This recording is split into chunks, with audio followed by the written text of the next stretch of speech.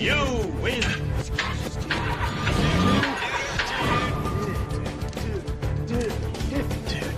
You're metal, dude. Dudes, deliberating.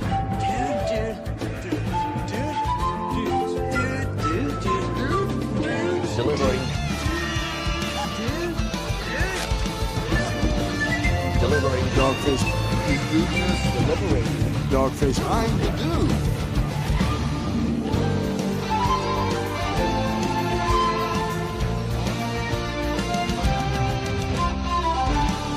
One minute, dude.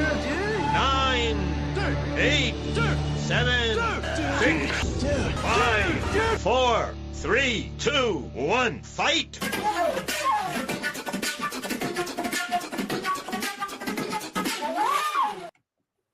Hey, there we are. Right on times, dudes. Punctual, Right.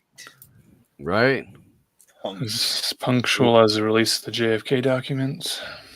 Way more punctual Way than the more release of the JFK documents or the Epstein files. I see that he did have his hot pen out today again, though. The auto pen?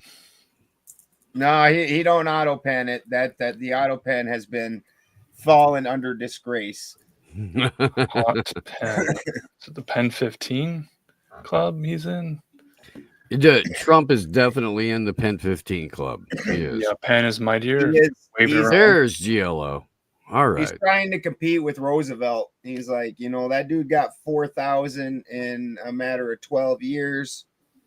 I can do 4,000 in 3 days. Yeah. It'll be the best 4,000 executive orders anyone's seen. Believe me, they'll be beautiful. As long as you do accordion hands, it's fine. You just got to do the accordion hands. But yeah, let's bring up tonight's guest, returning guest, celebrated author, GLO. Very, very nice to have you back. Good to see you. Hope you're doing well. Got the book here. Am I aligned properly? Yeah, it looks The good. camera? Pillars of Wisdom. You're in there. Can you hear me? I can't hear them. I Really? can't hear them at all. Really? Wow. I can't hear anyone. We can see you and hear you. We hear you. It'll make retorts really hard. This is Right. the book, The Pillars of Wisdom, with a new cover. Might have seen it before. No, I can't hear them. Maybe just line up settings No. in StreamYard Couldn't hear with them. the device.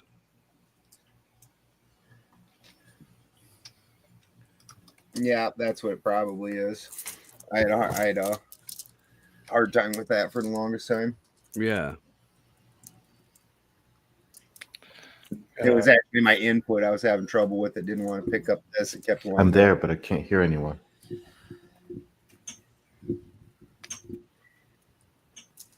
Oh, we'll keep talking about pens. I got a blue pen. I don't have my red pen. I wish I had a purple. Yeah. I also have. I can hear the YouTube, but I can't hear them. Weird. And I don't know if they can hear me. Yeah. We can totally hear you. So it's your audio out that isn't lined up on your device. Okay, now I can hear them. Now I can Okay. hear them. Now you can hear us? Nice. Heck Okay. yeah. But How it's you loud. doing, buddy? I'm doing really good. I spent $2,000 on my new book cover, so It is beautiful. that's kind of my big thing right now. Yeah, now we're good. Thank you. Upside down, Marcus. There you go. Yeah. Well, I just want to look at it from all the angles. All angles. If you want, I'll send you guys more copies. So Maybe there's some shatters tonight who want to Grab up a copy. Yeah. copies to read. Where do they go There's before we get into it? Where do they go to grab a copy of the book? they go to thepillarsofwisdom.com. Okay. And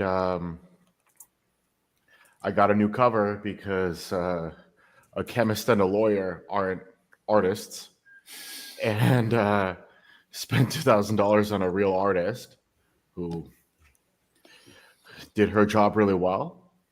Yeah. And so yeah, so that's the Pillars of Wisdom. And yeah, I didn't realize what it was going to take to put a book together. There's a lot of work. It's worth it, I think, as having been on Reddit and having been deplatformed and seeing all the deplatformings. I think we need to push forward into the book format, because right now I'm on Substack or you guys are on YouTube, and another deplatforming is inevitable at some point. And I think, we agree on some issues, we don't agree on some issues. I think it's very important that people like us, our voices are heard, our voices are preserved. And in the physical format, that's going to happen. And on the digital format, it's not. There's a lot of amazing YouTube content that's impossible to find right now.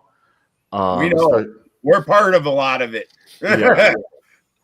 So, and when you mail things, they can't stop you, right? So if you have a strong network, is that gendered language that we're going to allow tonight to mail things? Oh, come when on. you post things. Go take a fucking lap, Marcus. Jesus. Yeah, so that was bad. Right, you caught me with that. But yeah, I highly recommend that. Let's say your group coalesce and publish something, because they will get you at some point. I have no less than 3 books that I need to write. I work 18 hours a day, 7 days a week, and it's difficult to find time to do that. I would say, you guys know my book really well, right? So I would say you have a certain amount of time you can allocate, and hold on, chair. You have a certain amount of time you can allocate. And so just split the labor up amongst your team, and How that way you can. How many hours total would you say it took you to put this together and have it published and whatnot? How many? Okay, me or all my men? Yeah, everybody all together. All of them. Ooh. So I have some articles there from 10 years ago. Mm-hmm. So and then I have a couple of PhDs in that book. There was a lot of proofreading. The artist, I don't know, like 300 or something like completely preposterous. Just because I wrote about a lot of deep topics. There's like a work section on how to get a job. So there's programmers and people in management. So I would say that if you can just aggregate labor, I think that's the best way to go about it. And then that way your book won't seem dry, because over time you'll have different voices and the chapters will be distinct, because there's only so much of you that you can give. And so it just tag team the whole operation, I would say. That's one of the topics of the book is arriving at a place of surplus where you're able to output more labor, more work. I would say as men, you only have a certain labor capacity, right? You only have a certain intellectual capacity. And once you hit your limit, tag team your boy in and have him take over. And I think you guys have an amazing network of people. And I think you could do it, because otherwise you just have these opinions that float around on these papers and these scrolls, and they're never aggregated into anything, right? And then they just kind of disperse. Right. So, another topic is we got the surplus of labor, man working and needing that to bulk up and gather strength. The other topic is overcoming kind of the loser script, the loser mentality. There's sort of this idea that still exists where someone's doing well and they're showing off, and then people want to knock them down a few pegs, and they can't celebrate and lift everybody up together. Especially, let's just focus on men tonight. We don't want to talk about the other sex. We want to talk about men sharpening other men. This is kind of the point of our debate format, is men sharpening men. I would say that if you look at anything, like any object in front of you, there's a lot of men there, right? Like every pen, every table, every laptop, every car has a lot of different men in it, right? And so as Americans, you guys have this individualism, which is really toxic. It's unnatural. That's not how people thought. People are tribal. And if you can aggregate labor with other men, you can cross that threshold to produce whatever you need to produce, right? Like for me, I have very good creative rhetoric, but on very specific types of writing, let's say on economics or helping men get jobs, I'm weak. And so I know where my weaknesses are, and I don't try and improve on my weaknesses. I just try and find men who are strong there, right? So, and then the other thing is that, like, you never really know for sure. Like if I ask you, hey, dude, like, can you draw a circle? Right? You can't, right? So the same way people spot you in bodybuilding, you need a spotter, you need an editor. So I would say that. And then the other thing is that, we're all mortal, and your peak labor capacity is going to diminish over time. At some point, you're going to peak physically, intellectually in terms of your labor output. And I think it's important to do your best work while you can before that inevitable biological decline, right? So like Julie Savola wrote Revolt Against the Modern World when he was 35, right? So you actually have a lot less time as a man than you think, right? So I don't know. I see your podcast. I know you're really amazing, guys. I know you're really smart. You're holding my book, and my book is a product of a team. And I know you have an amazing team. And I don't trust YouTube. And no. I think you could do something similar, and it'll take a lot of work, but they will purge you. Like a lot of the men going their own way content, a lot of the pandemic content, all of that stuff is just gone, right? And I think you have a very loyal following, right? And so you can push your book out to them. So yeah, my book is cool. Yeah, you guys should buy it. Your audience should buy it. They're gonna love it. But if I can do it, you can do it. And I think I think that's what I want the message to be. Like, I had my own team. You have your own team. I know you're intelligent. You guys pushed into me intellectually. I feel that intellectual strength you guys have, right? It's like if you have a reproductive capacity, you have to reproduce, right? And you're only virile for so long. You're only intellectual for so long before you start getting Joe Biden, right? Before you. So. That's a good point. The idea that over time, a man might soften. When you got extremely, your whole point is extremely valid because, well, that part Marcus is talking about, we'll discuss that. But the other part of the point,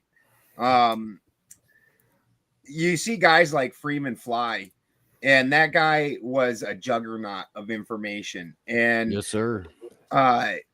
He got put down by YouTube. He got put down by the different social medias, and now he's just forgotten. And this would be the option to not be forgotten, because the fact is Steve's already been kicked off YouTube. I've been booted, had all my subs ripped away. Even today, regularly, like last month, I lost 19 subs and I didn't even do anything. Like, I've been kicked off of YouTube for 6 years now. Yeah. It was 2019. I started the channel in 2018. I made it less than a year before they were like, nah. Well, that's what you get for showing the CDC website. Yep. It was even before that. All I was doing was talking about free speech. They were like, no, fucker, you gotta go. But you've got an absolutely valid point. It's without putting it in hardcover. There's brilliant talks I was involved in that are just gone. You can't find them. They're just gone.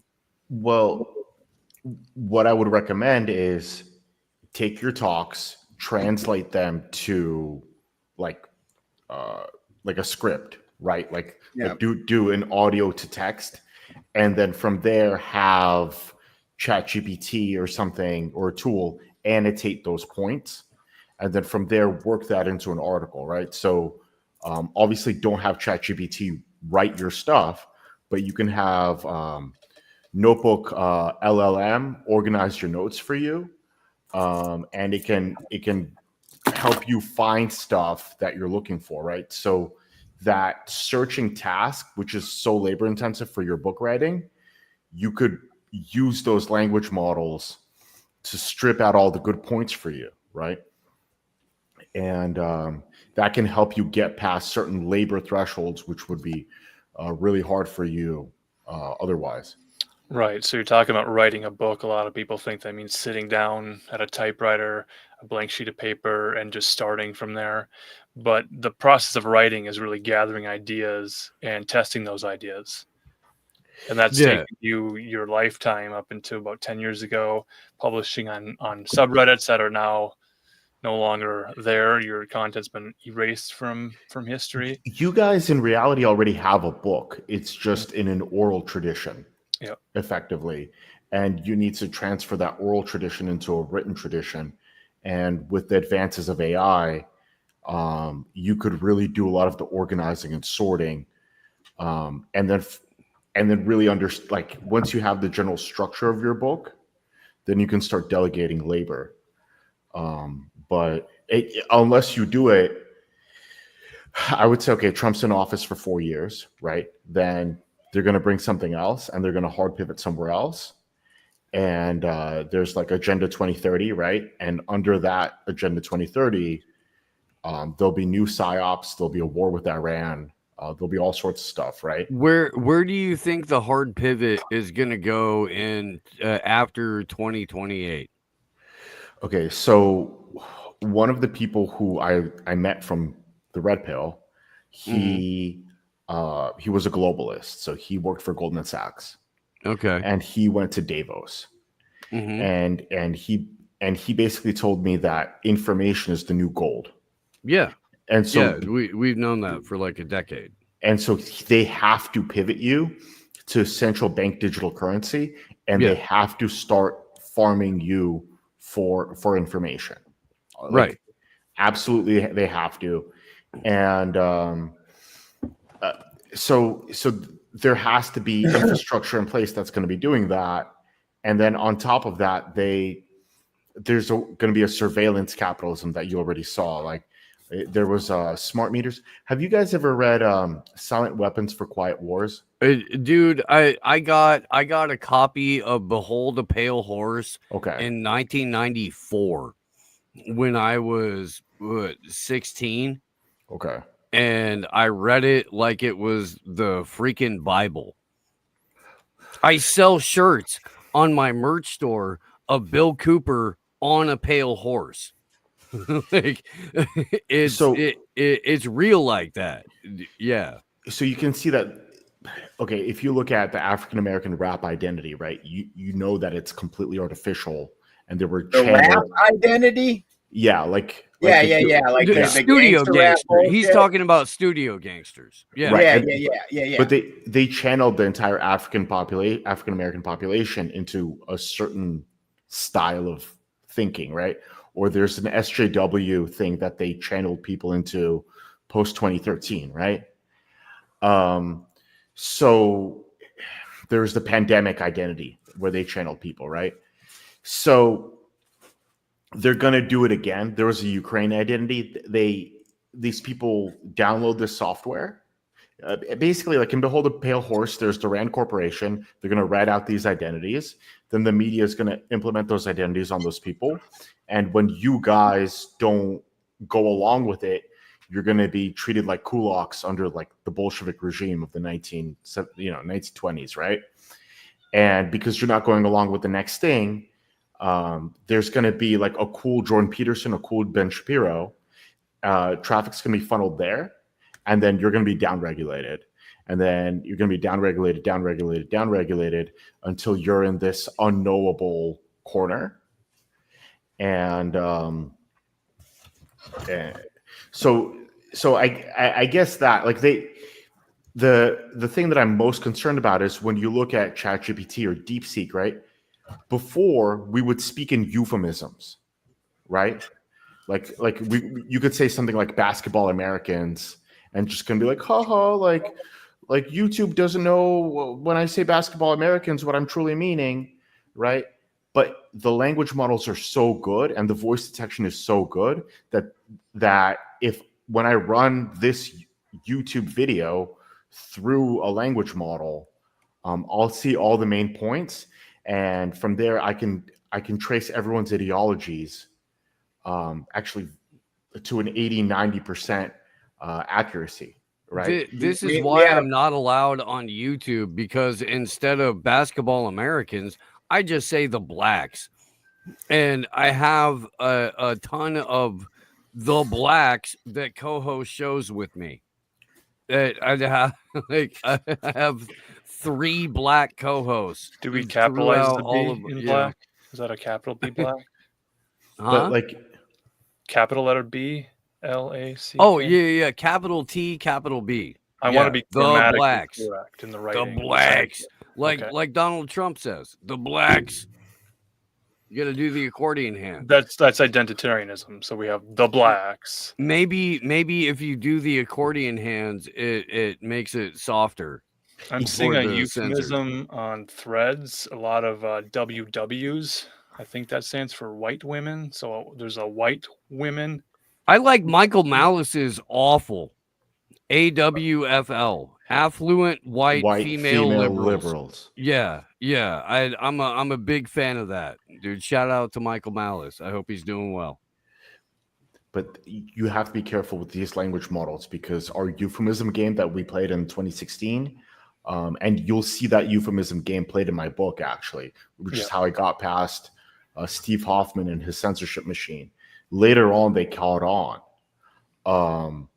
And so it's interesting, how long are we going to be able to play these language games for?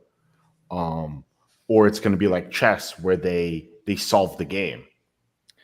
And that's why it's all George Carlin, dude, to me. Symbolism. That's why you've got to get into the language of symbolism. Is the only place that they can't get. Well, it's the place in which they reign too. Yeah, is the symbolism, because they're really bad at it. But they've cornered the whole fucking market. They put out a lot of books. A lot of their books are fake. And then the other thing, like, now that we have a really advanced, language model, right, given to us effectively for free. But if you take that language model right now, right, and you go back in time and you start thinking about your bots that you faced, it's very clear that they had that language model 10 years ago, and retroactively you can figure out when you were getting botted in your comments, right? So, hold on, my chair keeps booping down. You've got too many gains. Yeah, right. The eggs in Mexico are cheap. I can do that 36 eggs for like $3. Huevos rancheros.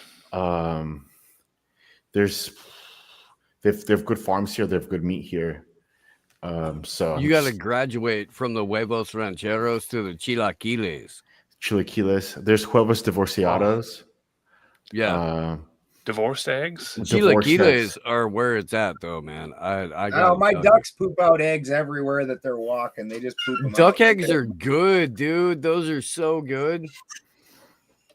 Yeah. They poop them buggers out all over the place. I walking down the driveway today. There's a duck egg laying right in the middle of the driveway. We had to pick it up so we didn't drive over it. Yeah, sell them shits, dude. They're worth more than crack right now. You I can want all fucking the turn up on a fentanyl street addicts corner down in in a fucking Garberville trench coat, fucking- be like, "Hey, buddy, you want to buy some eggs?" You could, dude. You could do that right now. They're expensive. You go to a grocery store lately, dude, they want fucking $14.99 for 18. These are duck eggs. They're the good ones. Not even Fabergé eggs. Right? Right. Well, You- those are you- gay eggs. You don't want those. You don't want the Fabergé ones. Do you guys have a good They're source? fucking swishy. Do you guys have a good source of flour, like bread flour? Yeah. We grind our own. Okay, because I got a bread machine, and if you have good milk, good eggs, good flour, you can really have a completely different level of toast every morning. Yeah. Sourdough is not the same when you buy it. If you fresh grind it, oh my God. Yeah, it's Well, and you're supposed to leave a little bit for the next batch, right? Yeah. Like there's a couple of bakeries in San Francisco that have been, recycling the same dough for over 100 years. Yeah. The mother, and it gets more sour as it gets older. Uh-huh. So it tastes even better as it ages. So Yeah, as yeah. men, we're talking about making our own sandwiches. Well, this is when my wife makes my sandwiches. That's before you have a wife. After you have a wife, then she makes your sandwiches. well why don't we- Mine makes her own tortillas. Yeah. I think one of the ways we can set the culture is by having an aesthetic, right? And so when people eat at your house, they absorb the aesthetic, right? So if this is your bread, this is your steak, this is your eggs, right? And you can have a very strong impact. Instead of pulling someone into a stressful political conversation, if you just fed them duck eggs, they'd be like, whoa, like this is much better for me, right? So we can start arguing with food by inviting people over. Like I have a pizza oven and I make my own pizza dough. And when people come over, I think the food argument is actually one of the strongest arguments you can make. Yeah, I agree, man. Clean food, there's nothing like it. I have a good buddy who goes by Texas Slim, and he's been on, now it's a like multiple 100-person mission, but he was on a one-man mission to reintroduce Americans to their local rancher. And he has a thing called the Beef Initiative, where everybody involved in the beef initiative has like the cleanest beef ever. There's no shots, there's no hormones, there's no nothing. It's just, pasture grazed cattle, and he freaking kills it. Now, it is hands down like the best stuff you've ever tasted in your entire life.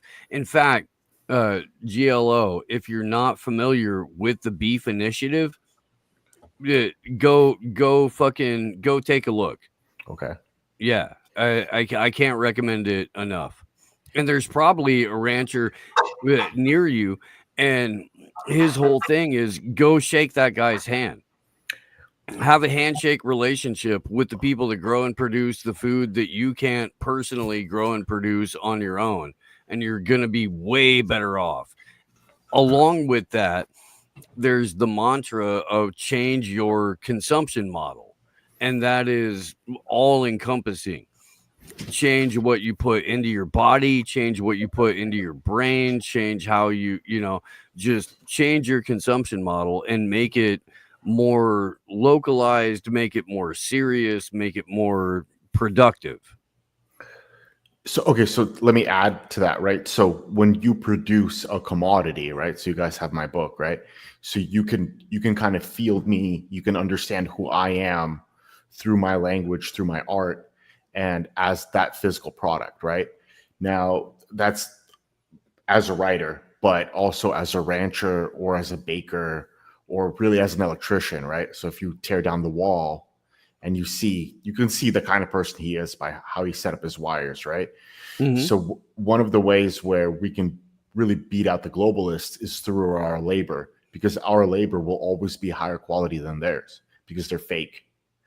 And so if people start buying local, they'll feel that labor better. And it incentivizes you to support your community, to actually be an active community member. You know, not just you're out there on a fucking island, but you're taking part in the things that help your community thrive. Yeah, so that's really what are our topics for today? Are we arguing, or what are we? Just, I mean, we can open argue if you want, deliberations. dude. I don't know your format. I'm following your format. You're a returning guest, so we've had a debate about alpha maleness, and now we're just kind of deliberating on topics that we need to go deeper on and further debate to discover. What I would recommend is there's a lot of people that maybe you're not in full alignment with, but you're in relative alignment with. So there's this guy who's following me on Substack, and he's like a wine merchant in Sweden. And I was going to talk about like alchemy and fermentation with him, right? Or in the manosphere people, let's say we don't fully agree on everything, but it's still an opportunity to discuss things, right? So I think we're kind of segregated into these certain little corners, and it's important to branch out and say, okay, what can we talk about? What topics are, follow your format, which topics don't follow your format, and then you can start getting into this cross-pollination. So I guess, like, with my book, I was able to hit parts of the manosphere who, let's say, believe in stoicism, or believe in like a very hard materialism, or in an economic reductivism, right? Where they talk about like cost per fuck with a woman, right? So by reaching out to them and saying like, look, like maybe agree, maybe we don't agree, but like here's some ideas that emotionally you probably don't care about, right? But let's get this cross-pollination going.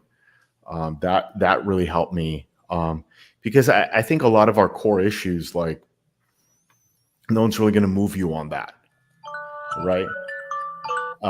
So I guess that I would say just what I've been doing is I've been reaching out to a lot of people and mailing my book to a lot of influencers to see if I could expand my reach. And I think you guys are really, really strong, and you can do the same thing, and build out your network. There's a network theory where every node that you add to your network, there's an exponential value gain, right?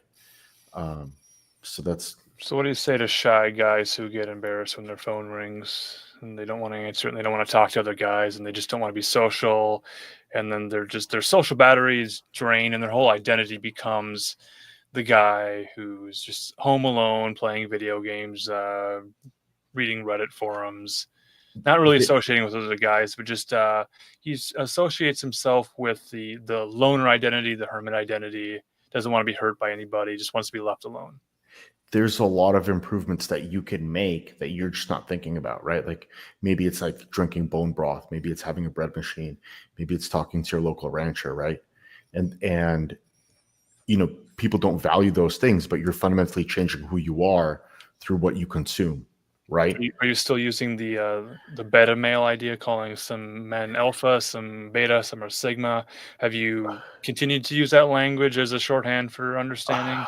I mean, I would say that I have to match my speech to who I'm speaking to, right? Okay. And so if they speak in those terms, then I should speak in their language.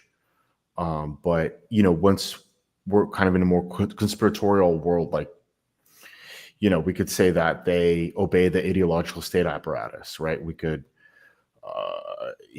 you could say that they're a class traitor if they're pushing the vaccine, right?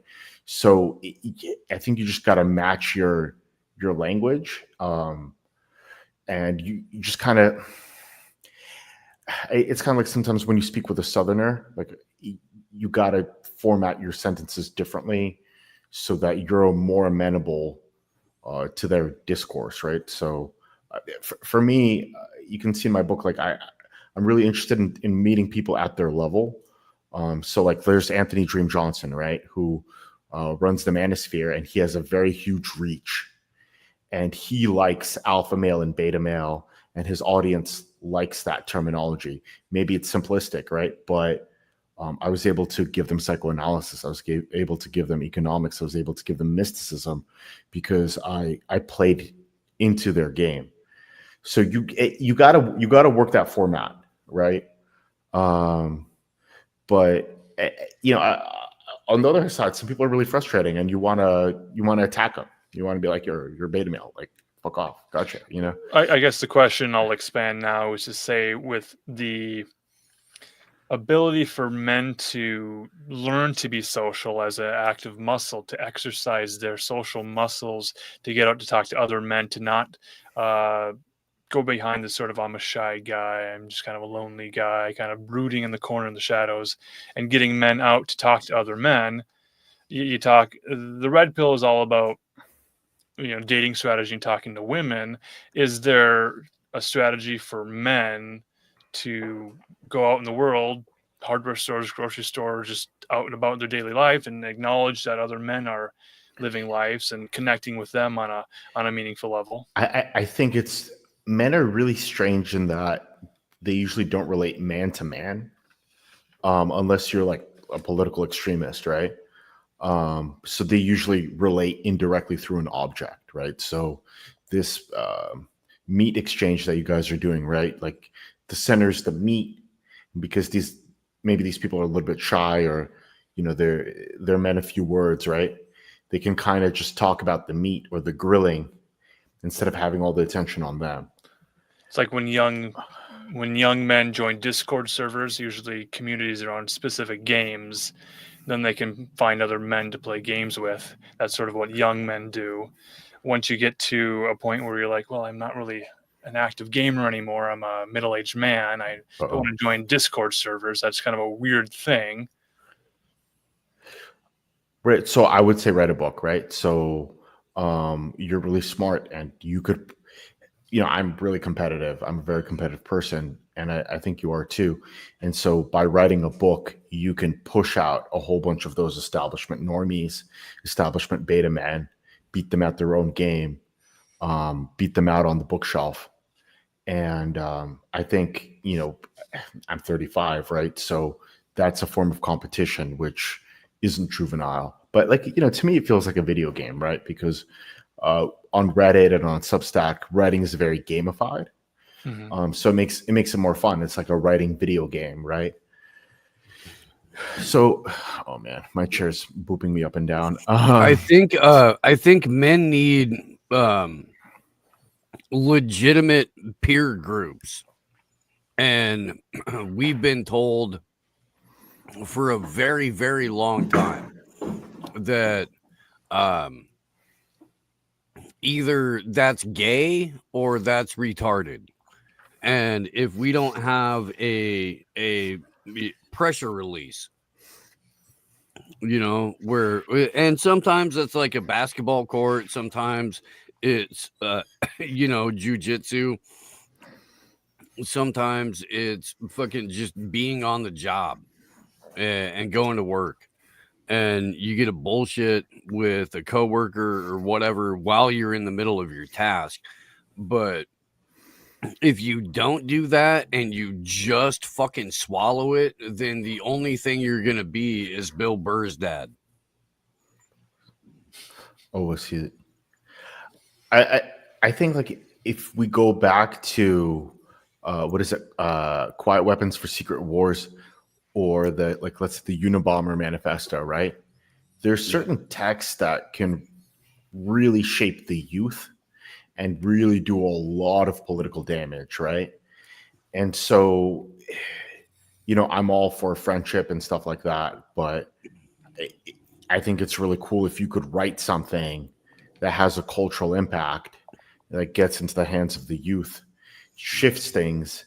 And, the globalists really are bad writers. So it's going to be very hard for them to pull people out of your train of thought, right? Bro, every time I get on an airplane, I bust out my laptop, I pull up the PDF copy of Industrial Society and its Future, and I just scroll it and like casually read it and hit an e-cig and a fucking weed vape the entire time, and nobody says shit. I'm sitting there in my seat. I don't go to the bathroom like a fucking chump to go take a drag off of anything. I sit there in my fucking seat with Ted Kaczynski's manifesto up on my screen and just casually fucking read and scroll down. And nobody says a word. It's the best way to fly. I can't recommend a better way of being on an airplane than Industrial Society and its Future. Nobody says shit to you. It's fantastic. Have you? So Dugan wrote a book on Heidegger, which is actually very readable, from Radix. And I think you'll like it because Heidegger writes in a deliberately obtuse language. But if you like Industrial Society and its Future, you're gonna like Heidegger. Yeah. Without his verbal gymnastics that he's playing on you. No, Heidegger's fun, great, Yeah, fantastic reads.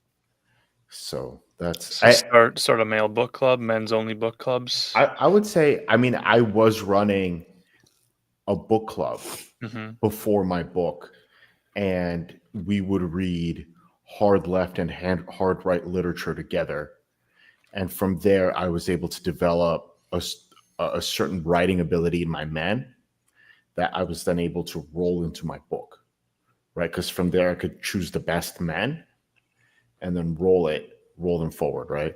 So I think I did a men's book club. I did it on Sublime Object of Ideology, which is Freudo-Marxism, which is there's some of that in my book. And then I did Julius Evolas' Ride the Tiger, and then we did Bhagavad Gita, right? So you can provide this very, very cheap education to pull men up, and from there you're going to have the requisite labor necessary to compete in the political space, which I think is very, very exciting. I'm like urging you guys, please, like do it. You know, like get in the boxing ring, because I think you can fuck some people up, and you'll know when you're fucking people up because the globalists will start writing PhDs and master's theses about you. Like I have 3 written about me, and for me that started when I was 24, right? So I wasn't as strong of a writer, I wasn't as strong of a thinker. So I think the bar is very low to get into the ring because most people don't think of it as a ring, right? But just get in there, and a lot of these sociology professors are a lot weaker than you think, and they have a lot of other engagements. So You're talking writing nonfiction. Writing nonfiction. What about writing fiction with strong male role models? I mean, I don't know. You know what I mean? Like it might be fun for you, but I'm just thinking about, like, you know, I believe that, you know, the eat or be eaten, right? So the more conflict you can get into, the more you know you're on target. So get into some conflict, you know, as a man.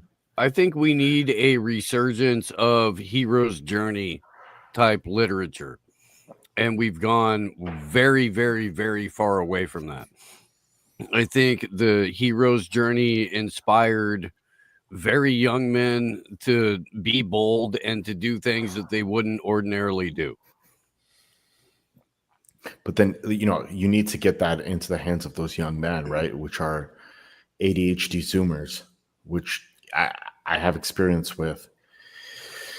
You know, don't write for yourself, write for the people who need you, right? So these Zoomers now coming up with TikTok and this culture of ephemeral sort of skibbity toilet memes and stuff, where everything is just you look at it, you laugh, and then you move on to the next thing, not really sticking with anything. And we're talking about writing books and publishing them in hard covers, and you can hold it, and this is like a product you made, you can be proud of it.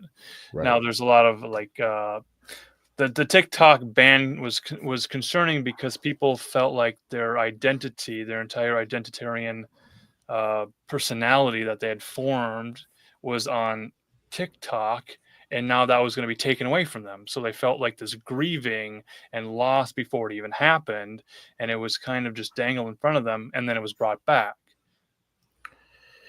Can you talk about the carrot and the stick a little bit? I mean, the pandemic was the most obvious carrot and stick there, right?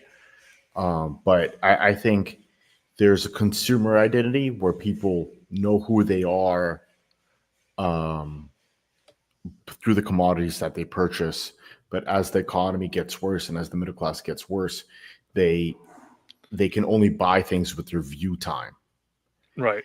And so in dating and like early 90s, late 90s, the peacocking and the club life and the extravagant lifestyles, now we're kind of tightening the purse strings, and many men's wallets are, emptier and emptier, and they're not bringing in as much money as they had. They don't have the disposable income. Is there concern among other men about remember the hipster movement? Everyone was eating bacon and growing mustache tattoos on their fingers and everything. Now we're kind of in the real tightening of the purse strings, where every dollar really counts. Well, we also have sports betting and cryptocurrency gambling and all these things. So money is very real, and then it's very unreal. And there's a very confusing identity of, do I dress with gold chains? Do I dress like a rapper? Do I dress like I got a lot of money?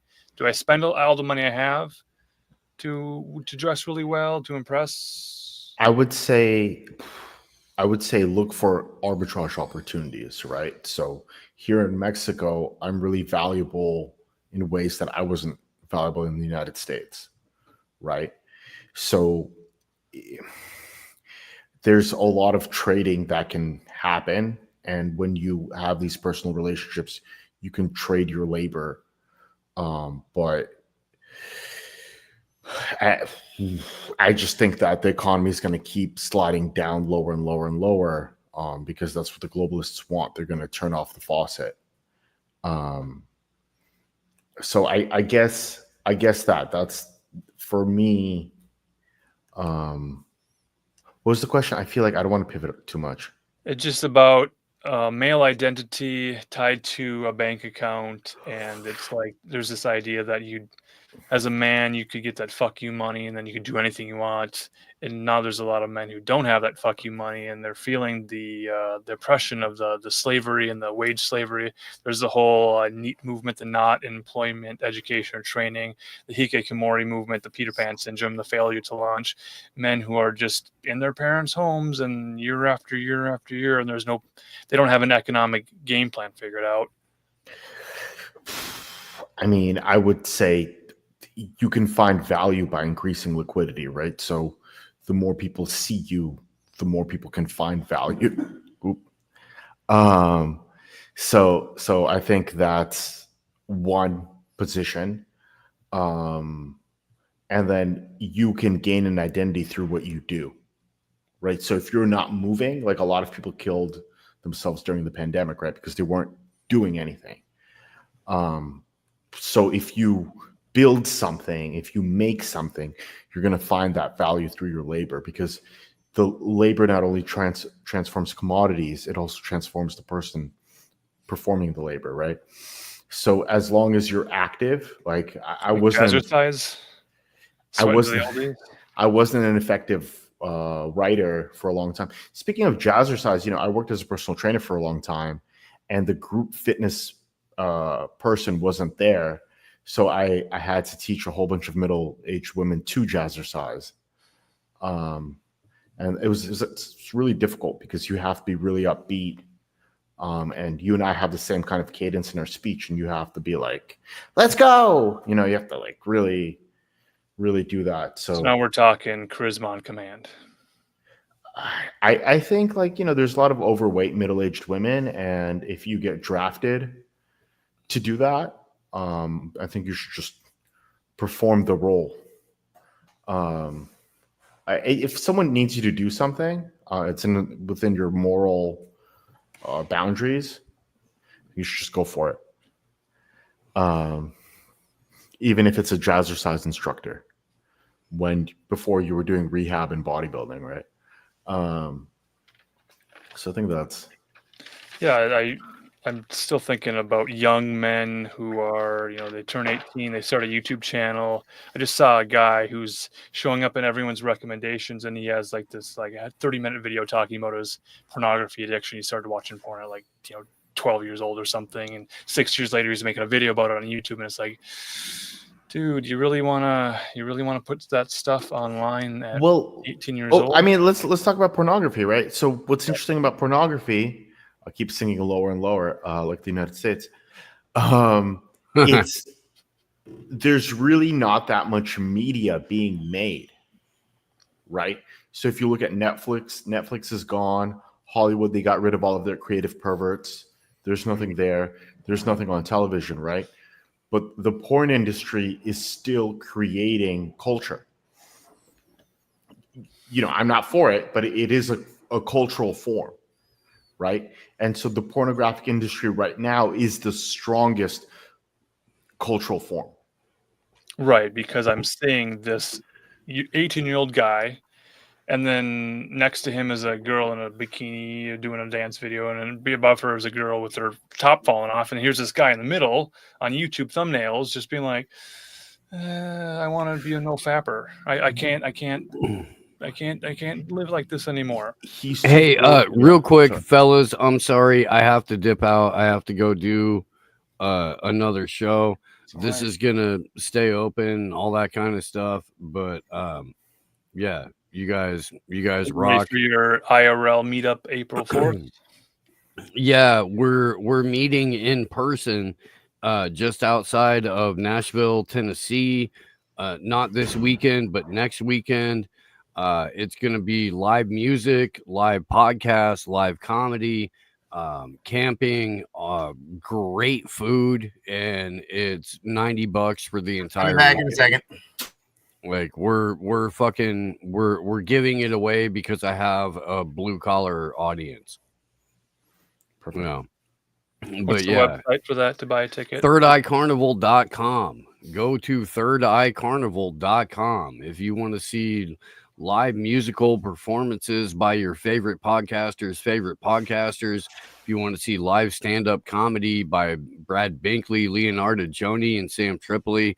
If you want to hang out for live panels with, like, again, your favorite podcasters, then pull up for that. Yeah, it's going to be a fucking rager. And it'll be the coolest thing that you do this year until you go to the next Third Eye Carnival on 4th of July weekend in Pueblo, Colorado. Perfect. 4th of July, that's going to be a big one. Dude, we're going to shoot fireworks off the roof of a 7,000 square foot art gallery. And probably some guns. There's probably going to be guns involved. I can't promise that, but I can promise that. Yeah.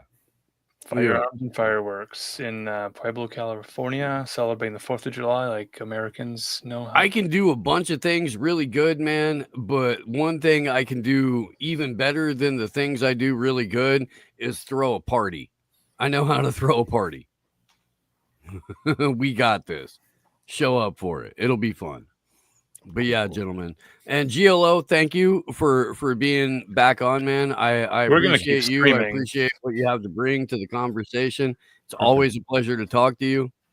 Yeah, and if you don't have a copy of my book, send me your address. I'll mail you one. I'll drop my address in the private chat right now. Okay, perfect. Before I split. We'll do. Yeah, we've got a lot more to talk about, especially that that loser identity that a lot of guys end up finding themselves in. Maybe they're raised by a single mom who wants to keep them in their place. A lot of young guys are struggling in the world today to find out how they can take up space and not have to apologize for it. I think a lot of identities are manufactured top down, right? And a lot of times people are going to find themselves between identities. And so right now we're kind of in a weird latency in between zone, right? Mhm. And so, not everyone reads books and figures out their own identity. Not everyone does their own digging. And so, like, the liberals right now, they're pretty dormant under the Trump administration, right? So they're in a dormancy period. But what I really believe is going to happen is they're going to pump up the war with Iran at some point, and then that loser component, they'll have an opportunity to go be a hero.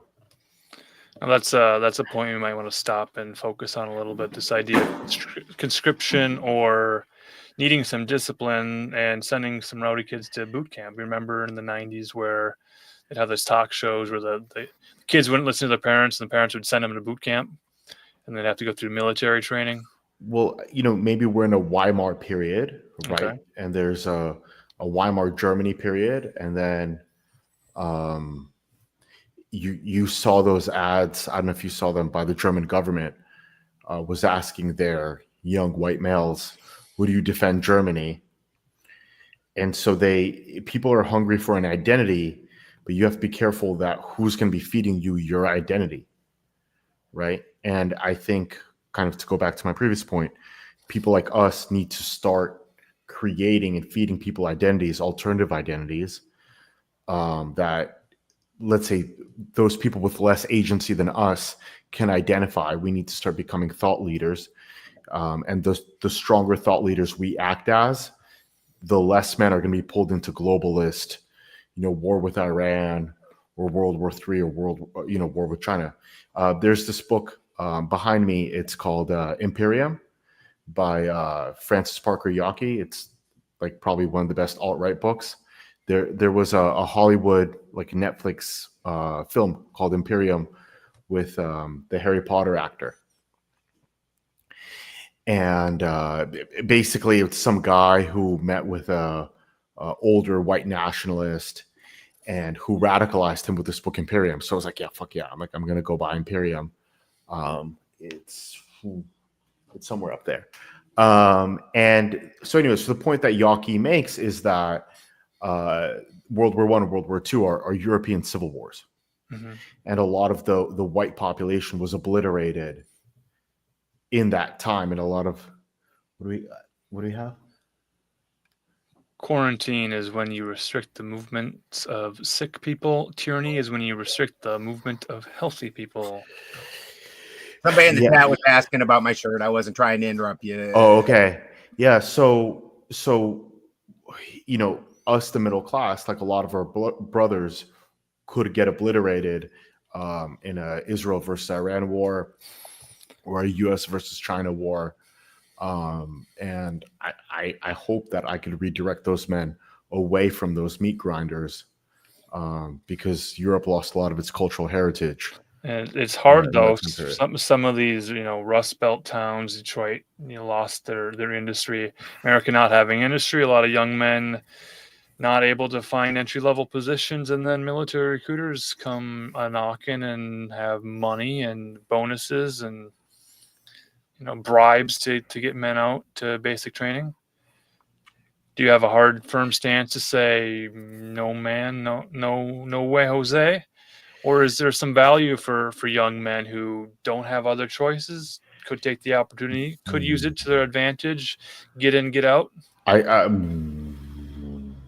This whole who's the current Secretary of Defense? This Pete Hedgeworth or something. He has like amazing hair. He's like a very handsome man, and he has a big Knight's Cross tattoo. Oh yeah, and you can see that he's being used to bait those men to their death. Um, Well, women too are encouraged to join in. Equal now, opportunity. so I mean, look, I understand the Cold War. You know, maybe if you're fighting against communism or fighting for communism, like I get it, but When the only thing on your resume is Call of Duty games, first-person shooters. I think you can be a welder. I think you can get into some kind of trade. I think there's a lot of good entry points there. I think as a kid you could fix air conditionings or something, right? You could pave roads. You could work with your hands, right? Because we're really getting into those end times, right? I don't know if you know, but um, the Roman Catholic Church, like they have their last portrait of their last pope up. You know, the pope after this pope is supposed to be the last pope. So they're going to start really. I mean, you know, with the pandemic, like how they really started ramping that up. That's why with my book, like I was really trying to push the manosphere crowd into understanding symbolism by packing it on every single page. Why didn't you jump in on this election cycle? Can I ask? In there. In the last time I had really good access, right? Because through the red pill, I had privileged access into Donald Trump. Then they deleted all my accounts, and then I just had no entry point. And I think, you know, I'm really paranoid and suspicious of things, but rightly so. I think they had a lot of these fake influencers, right? So if you look at Donald Trump Jr., whose like former wife is basically a prostitute, they had a lot of these fake right influencers just taking up those slots. Like I'm happy Trump won, but there's just a lot of suspicious stuff. Or like Elon Musk, if you look at a lot of the symbolism, like he wears like Antichrist stuff, right? And it's a lot of Masonic, like weird movements, or like he has transgender children, right? So it's already too much. Like you're really crossing a threshold of like he's like at like Madonna or Lady Gaga levels of like, you know, dog whistling, right? So, or this Pete Hedgeworth was tweeting Hedgeseth. On He the wants to signals and the signal group chats talking about wars. Houthis, and so those Houthis are an Iran proxy. So what they could do is they could start bombing those sand people, and then from there work their way up into Iran, right? Because I'm sure the Iranian Quds force is probably running them behind the scenes, right? So you start bombing Houthis, and then you're going to bomb Iranian nationals, and then you're going to start ramping up. And then you'll have your Greater Israel, and then you'll get the reign of the Antichrist. It's just going to ramp up like that, right? So I would say learn a trade and kind of start moving up out of that, because you could be pulled into a complete meat grinder of biblical proportions. So yeah, that you know, that Albert Pike 3 World Wars. Mm-hmm. That's really my premise here on this one. Oh look, we both have huge mugs. Look at this. So yeah, I like the old school steins because it keeps the flies and stuff out. I'm clumsy, so I'll knock every cup over, and the stein just sits there. You know. Yeah. Very deliberate. So yeah, so I would say it's just really important to just try and pivot away and be really, really mindful of what is the propaganda. Was the propaganda of Pete Hegseth in a group chat?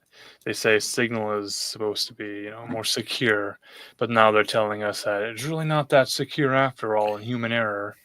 The propaganda seems to be, you know, shut your mouth and don't use digital communications to organize anything.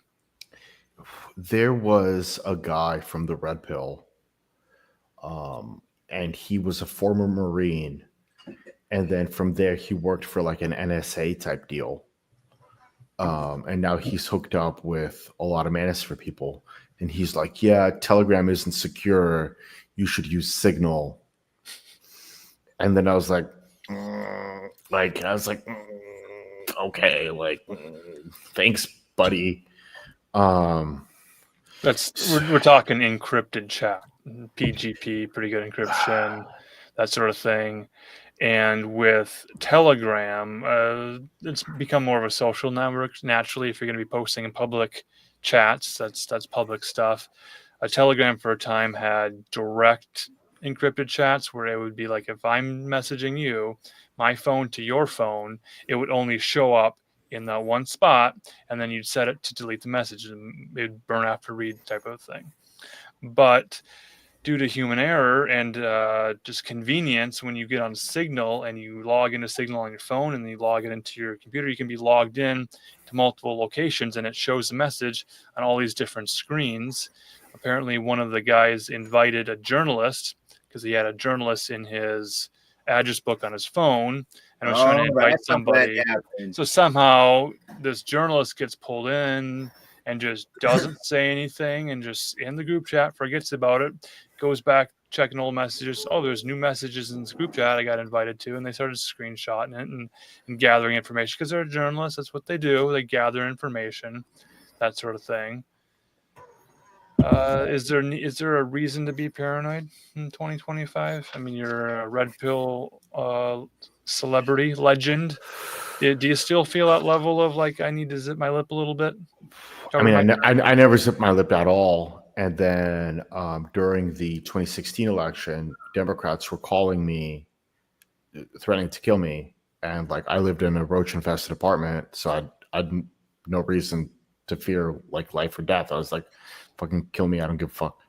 I had nothing. Like I was living like chicken breast to chicken breast, right? So I didn't give a fuck.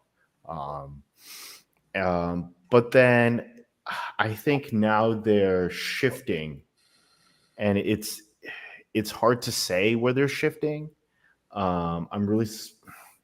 You really don't see that hard censorship, so maybe they're building a database. Like Twitter's really suspicious because Elon Musk has huge Air Force contracts. So if he works with the Air Force to launch satellites, I'm sure he works with their intelligence arm, right? Mm-hmm. So Twitter's really suspicious about what they upregulate. And then I think there's a certain cooling right now where you can kind of do whatever you want. But once we start getting closer to the war, you're going to start seeing more censorship again. Like what's the next big psyop, right? Like, you know, you can shit on Ukraine if you want. You can shit on the pandemic right now.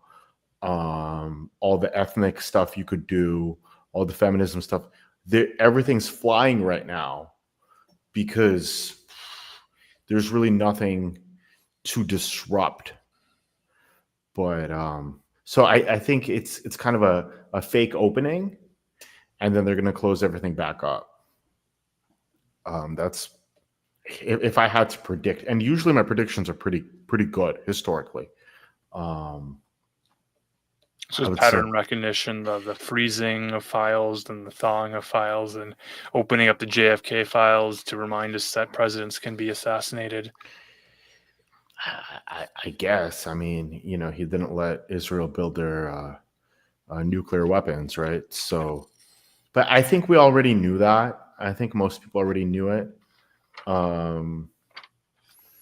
It was, I think most people knew, but the other topic I'd written down was old men who grow soft, kind of these punk rock bands who then sell out at a later age. The idea that the boomers are to blame for everything. The boomers don't care about Zoomers. I mean, do we respect our elders? Are there old, elders, wise men that retain their respect and don't sell out? And don't sell out their children and grandchildren? I think this whole real estate thing is a big problem. Mm-hmm. But I think owning land. It depends on what you mean by selling out, right? Like, so at some point, everyone has a price, right? Mhm. And so I think, like, let's say Alex Jones, right? Like, Speak for yourself. I think with Alex Jones, like, I think he got 9/11 really well. He did a lot of stuff well, right? Right. But at some point, I think he sold out, right? And Or was replaced. You can't tell me that the Alex Jones today that you're seeing remotely looks like Alex Jones. I mean, I understand people age. I'm fucking near 50. I also have aged. He don't even resemble that dude. I think a lot of people, it's kind of like being like an athlete, right? Or being a boxer. Like, you have your career run, you do what you can, and then at some point you're going to get an offer, you're going to get shot. But either way, you sell out or they kill you. You've done as much as you could, right? So I'm trying to think of like the big influencers, like some people were always a sellout, or like, okay, like Jordan Peterson wasn't always a sellout, right? Like In the right hand space, yeah, Jordan Peterson, probably Ben Shapiro. Ben Shapiro was always an asset, you know. Yeah. So there's no Joe Rogan for sure, right? So I mean, I would say with someone like with Joe Rogan, like, he had good comedy, he did a lot of stuff, he interviewed some cool people, and then at some point he sold out. And when you sell out, there's your friends, there's your family, and you could do a lot of good with that sellout money, right? So you can't. It's like a Navy SEAL. Like, you can only be in the fight for so long until your knees are done and your elbows are done, and your ears are ringing, right? Like, you're immortal, so there's only so much fight you have in you. I'm thinking of a certain Manosphere figure that might promote my book, so I'm not going to say his name. He's very big, but at some point, you did what you could on those issues, and at some point you got to call it quits, right? So that, or you could be like Yawkey, who took cyanide pills in FBI custody. So I guess those are your two options. Either you're reporting on the wrong stuff and you don't matter. Well, that is a bit of a gloomy topic, but it's worth discussing. The male suicide rates. Do we see that number getting better? Hashtag mental health awareness, suicide hotlines, this type of things. Are men who need a little bit of a relief in a conversation to kind of walk them off? Are they getting that help? I think if you're getting that veterans disability money, maybe move to Mexico, get yourself a señorita, and just call it quits over there, or over here. So what is superior to Mexico to the United States outside of the cost of living? They're a more social culture, so that we as European men, we're white. They're not. Right. They're not. They're half like white. If you've ever that was a lesson I learned by the time I was 17. I was working with my my ex-father-in-law's construction crew, and there's 6 white guys, and we're literally almost in a fist fight because there's 5 spots in the Winnebago we were in, and that meant 2 of us had to share a bed. That was fist fighting. We got up the next morning, and there was like 10 Mexicans rolled out the back of a fucking out of a pickup with a camper shell on it. You're like, the fuck? How many of you were in there? So, my Mexican girlfriends would pull me into, let's say, salsa dancing or bachata and stuff like that, right? And like, I think as white men, we get into our moods, right? And they can pull you out into a social environment, and they can context shift you, and they can integrate you into a different society, right? So here in the US, you're seen as a radical or as an outsider, right? And you're treated like that. In Mexico, you're just a white guy. And you're just a white guy, and so no one's attacking you for being far right or anything like that. You're just a white guy, and you can just be a white guy drinking beer. You can just be a white guy doing bachata. You could just, it's kind of like a soft reset where you don't have to give up your identity, but now you're just a white guy in Mexico, right? So it's kind of like a gringo bailout that you could do, where you're social enough, but you don't give up any of your online identity that you gained, right? So I think that's the big advantage. Here, like, there's a beautiful ocean. You can go fishing here. But I think it's, being pulled into Latina things and fishing and nature.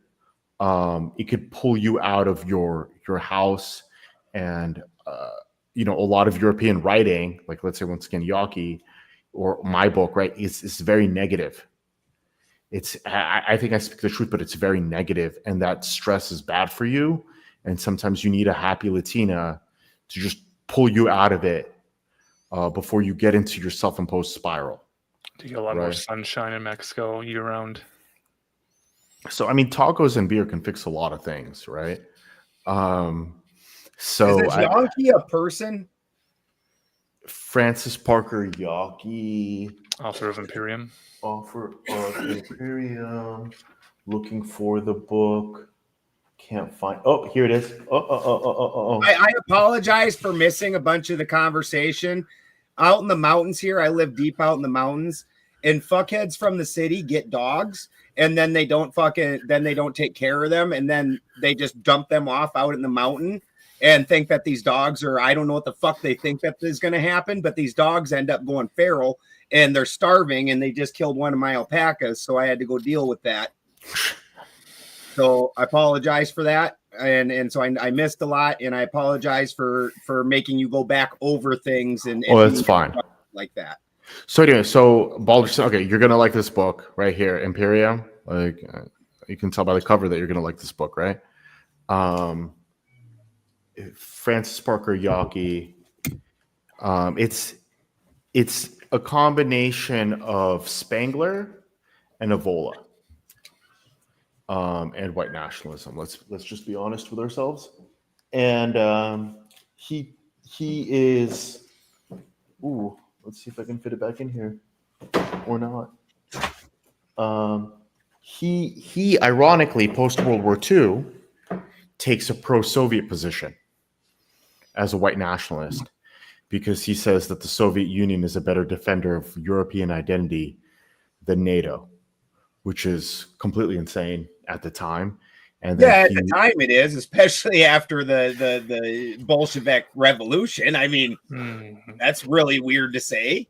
Right, but we're tiptoeing into that whole the Russian Orthodox Church, and that sort of identity that we're seeing white American men being tempted to dabble in.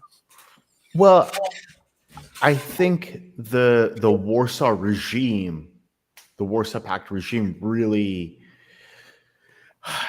froze the culture in the 1950s, and there was a freezing.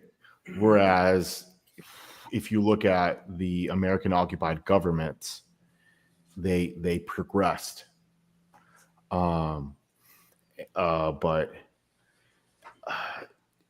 Sorry, what was the statement? Well, you're talking about this pro-Soviet Union stance from the author of Imperium, Yawkey, and I'm asking you about your experience with young men post-2020 who are dabbling in Orthodox Christianity. It's a LARP. It's a LARP. And I think it's good for people to explore religion. I think that's positive, but a lot of the right likes dressing up. And if they find their religion, the structure, the discipline of it. It appeals to people who have been free-range children, allowed unfettered access to the internet from the earliest age, and now they're seeking a community that has. I think what's good with Wait, man, at the earliest age, most people thought the internet was just kitten videos. Like that's literally what people talked about posting on the internet. I think what's good with Orthodox is, who are the big bearers of the Orthodox faith, like Armenians, Russians, Eastern Europeans. Well, my point is with this identity, I'm struggling to understand how a white guy in middle America is now drawn towards more of a Soviet Union state religion Orthodox thing, and then it's like, well, the problem seems to be a misplaced identity, and the white American guy, the gringo guy, a white guy who's starting a podcast, the bro culture, the white men in America are so confined into a box so that they don't have any culture. They're just white. They're just white bread. They don't have any culture. Right. And we say, well, there's Germans, there's Swedes, there's all these types of people that are white, but there's so much more to that. Well, and so then for them to reject the religion of their fathers and forefathers and grandfathers who built America and built the church and built the communities, and now they're saying, well, the Protestant church is garbage, I'm throwing that out, but I'm seeking this sort of foreign exotic religion. I think, okay, so we're trying to start a beef with them. We're trying to get some Well, dialogue. we're picking fights with the ortho bros. Okay, we're attempting to. Mostly, they're a bunch of chicken shits. They really like to argue against girls and incels and stuff, and like dudes that are super beta. But they don't themselves they don't want to fight with anybody that can fight. They seem to be taking up a large proportion of the so-called manosphere. So young men online, they maybe they see Jordan Peterson, they wash their penis, and they get into a Tate guy, and then like, well, that's garbage. Orthodox? No, Jordan Peterson isn't Orthodox. No, is he like a Protestant? He's Protestant for sure.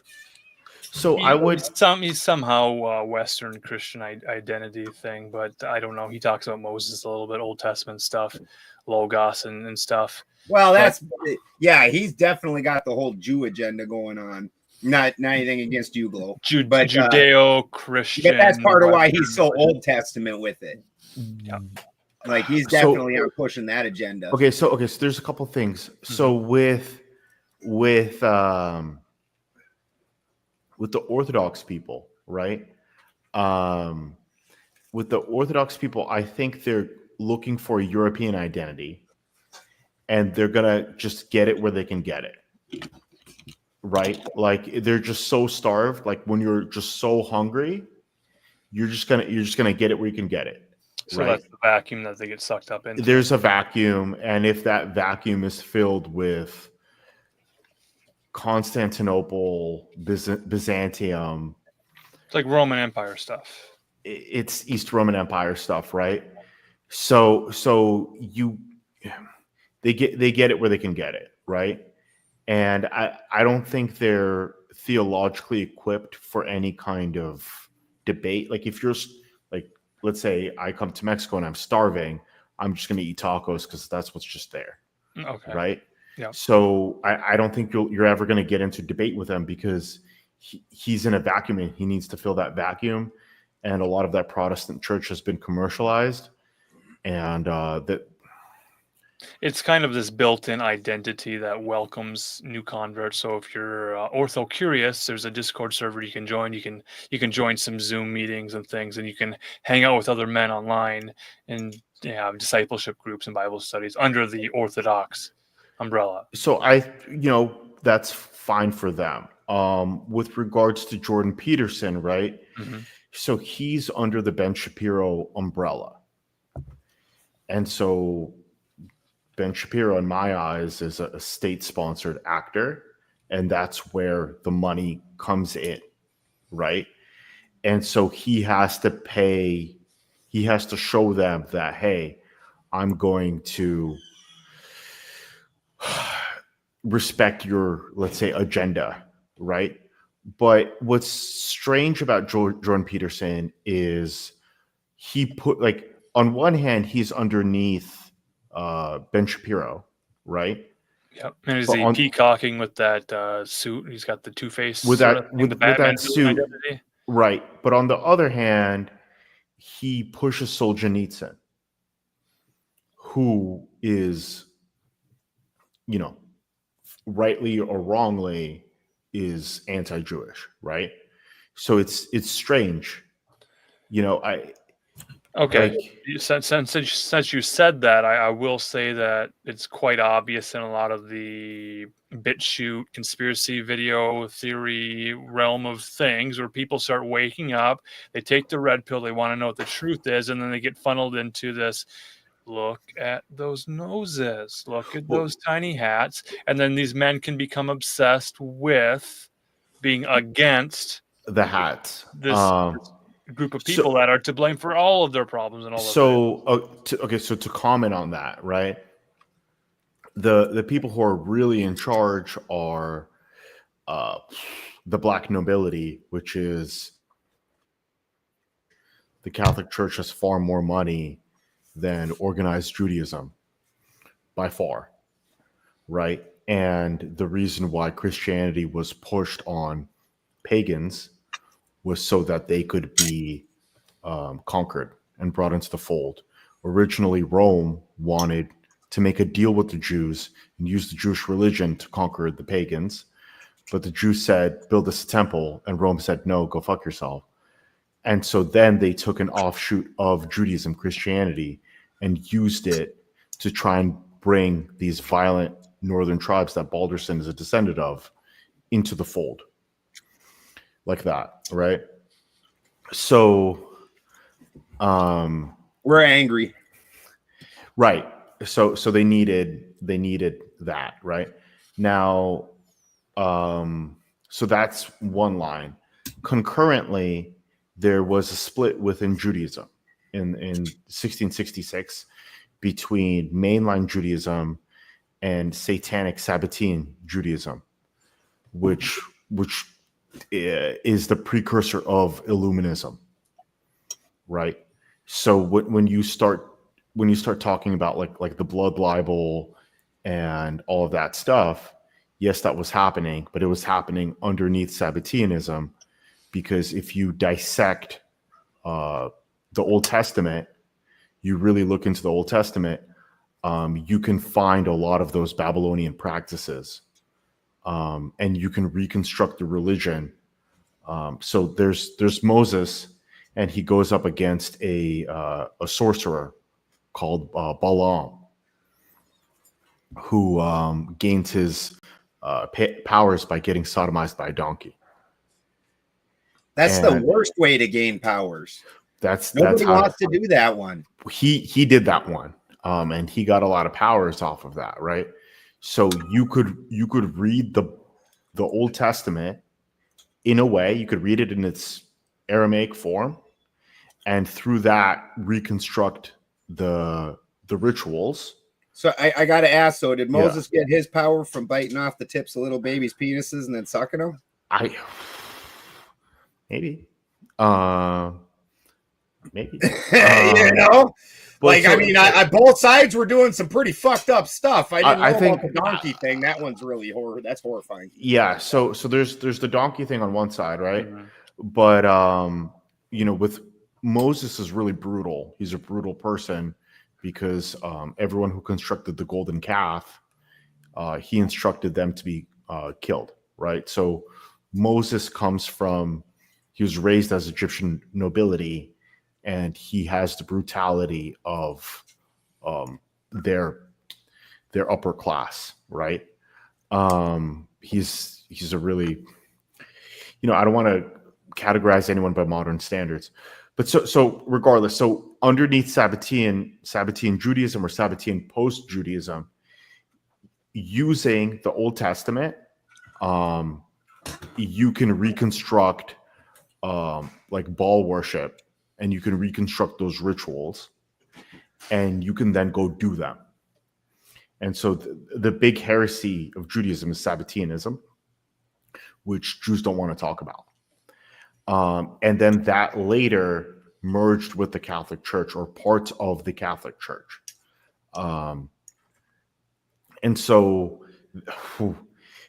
let's if you go into the super Orthodox Jews, a lot of them won't acknowledge the state of Israel, and they won't acknowledge Zionism. They'll say Zionism has nothing to do with Judaism.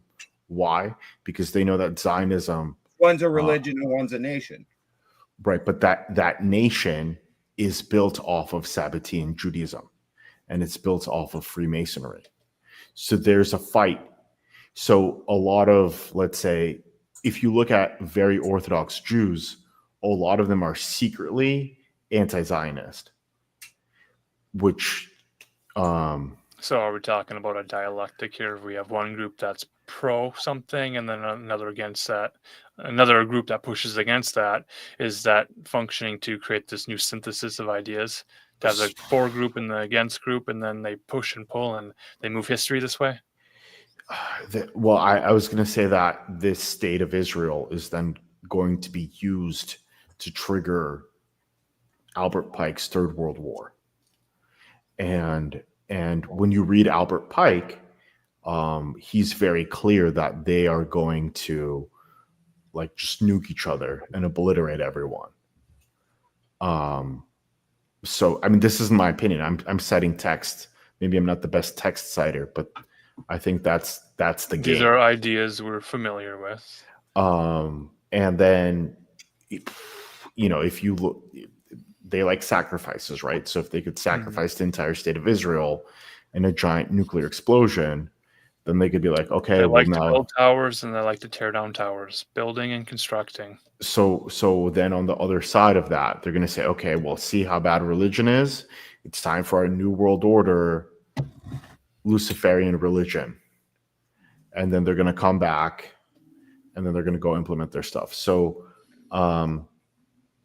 you know, like let's say the protocols of the Elders of Zion, those are used by Zionist Jews to attack Orthodox Jews. So stuff like that is used by secular Jews to attack religious Jews. So there's Jew fights. There's infighting amongst Christian denominations too. But it's Israel will. There's Christian Zionism as well. There's Christian Zionism. Christian Zionism. That one's pretty heavy. In fact, given what you're saying, that might be heavier than the Jewish Zionism. And then there's Jews for Jesus. So it's this very confusing sort of, well, I mean, morals come from, but they're confusing. They're Are fighting. those not Messianic Jews? Is that what they call those ones? Did you ever discuss the Jewish position on Jesus? I know I'm like really stepping on all the landmines. You know, you might be surprised by this, but we don't have a plethora of Jews coming up to talk to us. Okay. Well. So Jesus, and I'm gonna try to be respectful. I think I'm gonna be respectful. Dude, I'm not a Christian, bro. Okay, well, at some point, Alan Marcus is in the flying spaghetti monster religion. Okay, so Jesus was a Nazarite, right? So it's Jesus of Nazareth, and another Nazarite that you might know is Samson. Yeah, a judge. No, the guy with the pillars.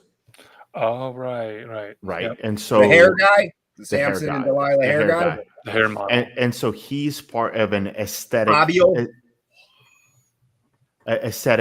sect where he can't cut his hair and he's not supposed to have sex. And back in the day, there were 3 sects of Jews. There's Pharisees. Oh, so he was just cock strong. Wait, I get it. It's like a mystical Judaism, right? So there's the Pharisees, there's the Sadducees, which are Hellenized Jews. They're kind of moderate Jews who adopted a lot of Greek customs, and then there's the Nazarites. So that's step one. Step 2 is, some people are going to push the virgin birth. Okay, that's their religious belief. But the Jewish belief is that Jesus' father was not Jewish. And so he wasn't Jewish. And because he wasn't Jewish. But if his mother's a Jew, he's Jewish, right, though? Isn't that through the matriarchal bloodline? If his mother's a Jew, he's Jewish. But because he's not full Jewish, he doesn't have the full rights of a full Jew. Interesting. Back then. Interesting. Back then, right? Because you have to understand that when you go look at the Old Testament, there are people who are half Egyptian and half Jewish. So they have an Egyptian father and a Jewish mother. And right in the beginning of Exodus, there's a child who's half Egyptian who rebels, and he's put to death.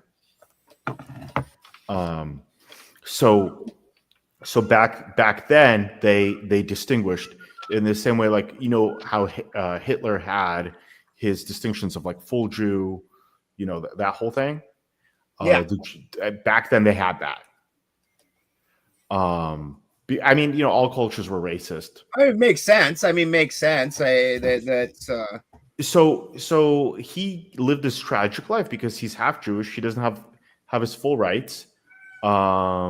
He wanted to marry. I'm just kind of repeating what I was told. And he's kind of held at this lower level than everybody else. And it's really frustrating because he knew a lot. So that's step 1. And then step 2 is there's some kind of Kabbalistic magic that he knew. He was high up spiritually, so he had some kind of access, right? And so there's the whole route where he's actually a Gnostic, and then he's actually kind of involved in the same cult that John the Baptist was, and that cult actually still prefers John the Baptist because Jesus went out and gave out secrets he wasn't supposed to give out when he figured out that they were probably gonna delete him.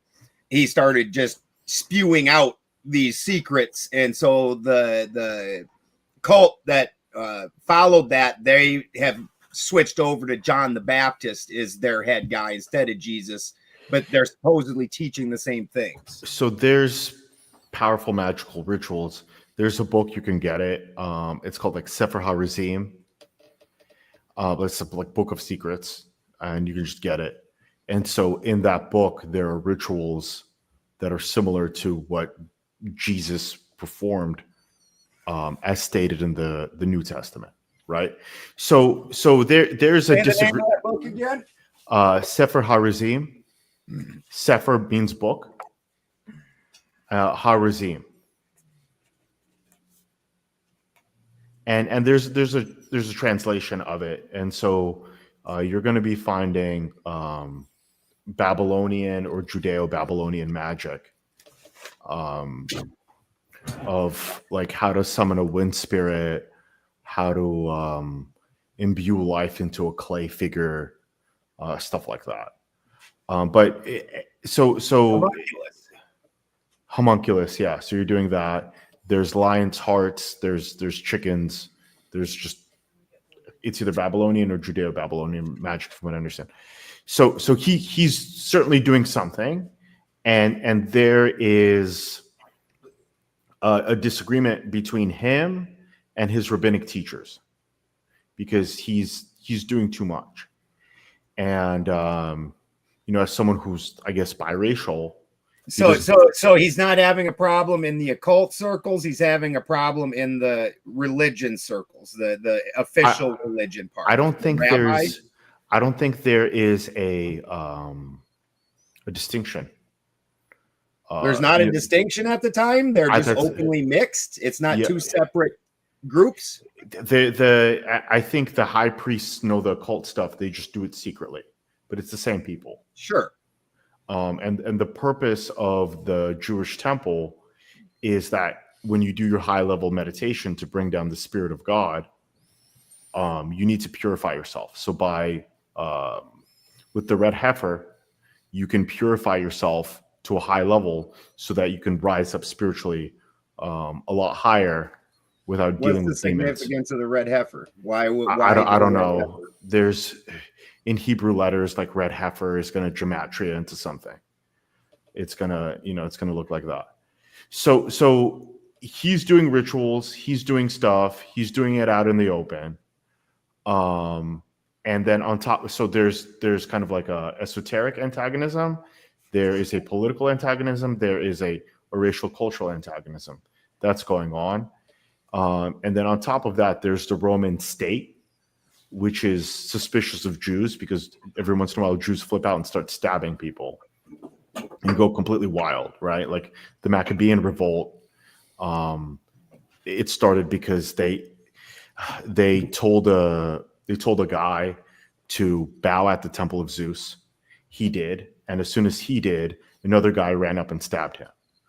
And then they had like a big stab off, and then that rolled off into a big civil war, right? So the Romans were like, okay, like It will happen. That will happen. It's like a prison stabbing. It's just that whole thing. So there's political pressure. There is theological issues, and that causes a lot of problems. And so that's the first issue, right? The next issue is because he's doing high level magic and he doesn't have access to the temple in terms of purification, he's going to be in touch with unclean forces. So if you get in good with the Orthodox, they'll say, look, like he was a sorcerer, and if you're a sorcerer, at some point you will die and you will pay the price. So they call him a sorcerer. And so that's happening. But beyond that, you have to understand that Romans hate Jews because Jews keep revolting and killing Romans and this whole thing, right? So it's the revolutionary spirit they have. It's a revolutionary spirit. So they use Christianity to then attack these rebellious Jews, right? So, if you look at Christian literature, there's a lot of stuff against Jews. If you look at Jewish literature, there's a lot of stuff against Christians. So both sides write negative things about each other, right? But that's always how it is, right? I'm not trying to necessarily defend anyone. I just want to try and give a neutral thing. We were talking about this because so many people today don't have an identity outside of their religious identity. I just don't want them on the log pile. I just don't want them on the log pile. Sorry, guys. Yeah, so trying to get animals to safety. Yeah, so I would say that there is the Christian religion, but underneath that Christian religion is the Roman religion. And they know their rituals really, really well. And they're doing high-level magic. And when you look at their symbolism, you could see that they know a lot more than they're telling you, right? And in some Catholic churches, they're going to say, "Oh, that's St. Paul. That St. Paul looks a lot like Zeus," or they're going to be like, "Oh, that's the Virgin Mary, but it kind of looks like Ishtar," And now you're in Venus worship. And if you know your magic, you can call upon Venus and do all sorts of stuff there, right? So there's really a lot of stuff happening, and they know a lot. And the Romans confiscated a lot of high-level Jewish magical texts. And the Vatican has those texts. So there's a lot of games being played. And I guess that's my point. There's a lot of games being played. Don't be pulled into any narratives. No side is 100% good. Do a lot of reading. And And this is an answer to the question of, should young men join the military? Should young men join a specific church, maybe Orthodox or otherwise? Should young men get involved with organizations? How do they find their identity? And this vacuum just sucks them right up. it's a treacherous path, right? And you have to understand that a lot of these magical rituals, they need blood, because that is the ultimate, like, it's the ultimate fuel source. And without properly constructed temples, you could just do some kind of blood sacrifice. You could kill people. You could do whatever the Illuminati are doing, right? They're doing their cannibalism, and that could really just kind of start up the engine, right? And so it's, there's a lot of missing children. There's a lot of stuff like that, right? So there's a lot of stuff happening behind the scenes. There's the Moloch effigy. There's the pentagram that's built into the Washington, D.C. So there's really, really a lot of stuff. And I know there's stupid astrology. I know there's stupid alchemy. With my book, I'm doing my best to build a understanding of religious symbolism and understand, like, what is Mars? What does Mars look like? What are these Saturn conjunctions? So people part of the problem is I don't know that there's good information out there. I just don't. Like myself, I practice lab alchemy, and like Mars and Venus, you've been talking about both of these two things.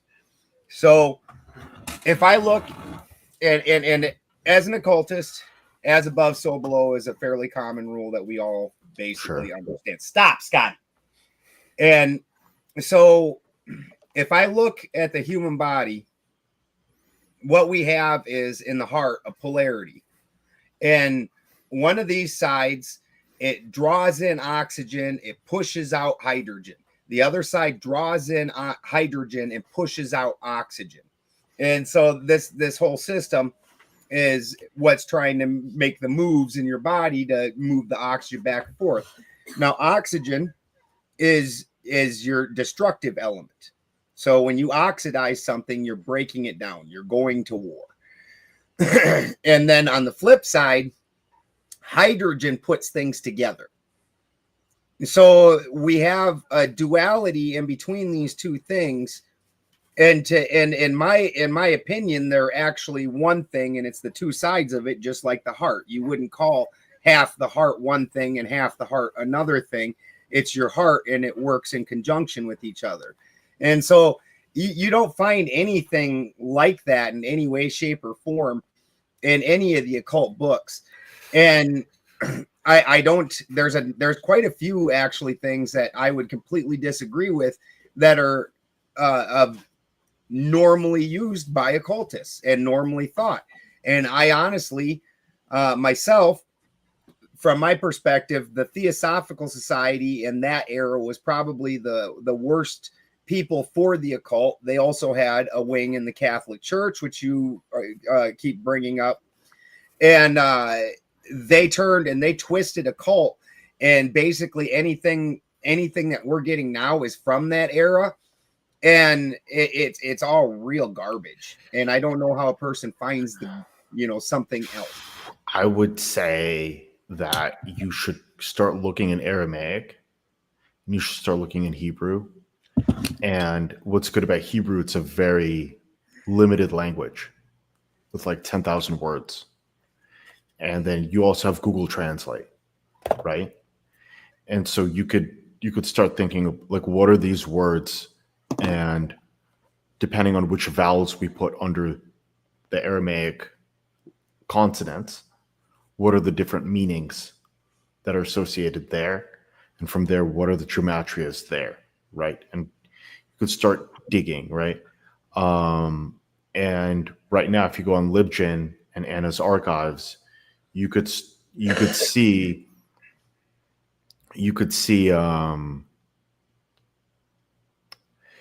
there's a lot of high-level papers written by Harvard and European universities trying to decode these texts.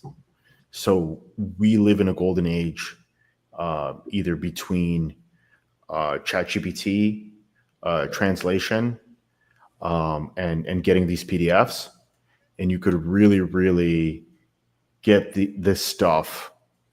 Like I don't know if you know the Zohar. The Zohar is like one of the most serious Jewish mystical texts, and Harvard has a full set of it with a very good translation. So there's that. There's Isaac Luria, where once again a lot of the stuff is coming in, and you could see very high level rituals. The Sefer HaRazim, I think I sent it to Alan Marcus. There's very high level stuff going on there too, right? And I'm not proficient in it, but I see that now that we're getting into these end of days, it's just all being revealed. So I would recommend that, that way you can get around the theosophical, all of that stuff. Are there games being played by the Jews? 100%. But if you can just brute force it with enough text, you're going to start getting in the right room. There is a book on Kabbalism by forgot his name. There's Moshe Idel. There is if you just look at, there's Kabbalism, they have their magic squares too, right? I think you guys know about that. And you can start seeing. What I'm waiting on you to talk about is their tree of life, and I want to know if you went down the path of the Doth tree and all that, because their tree of life is very obviously truncated and not meant, they've cut the root off it. So I'm curious what all down that path you went. I have shitty Hebrew, and they're not telling me anything. No one is telling me anything. And when you speak to Orthodox Jews as a Jew, they're not telling you anything. And you can tell if you're on the right path. Like if you're like, hey, I'm going to go read Sefer HaRazim. What do you think?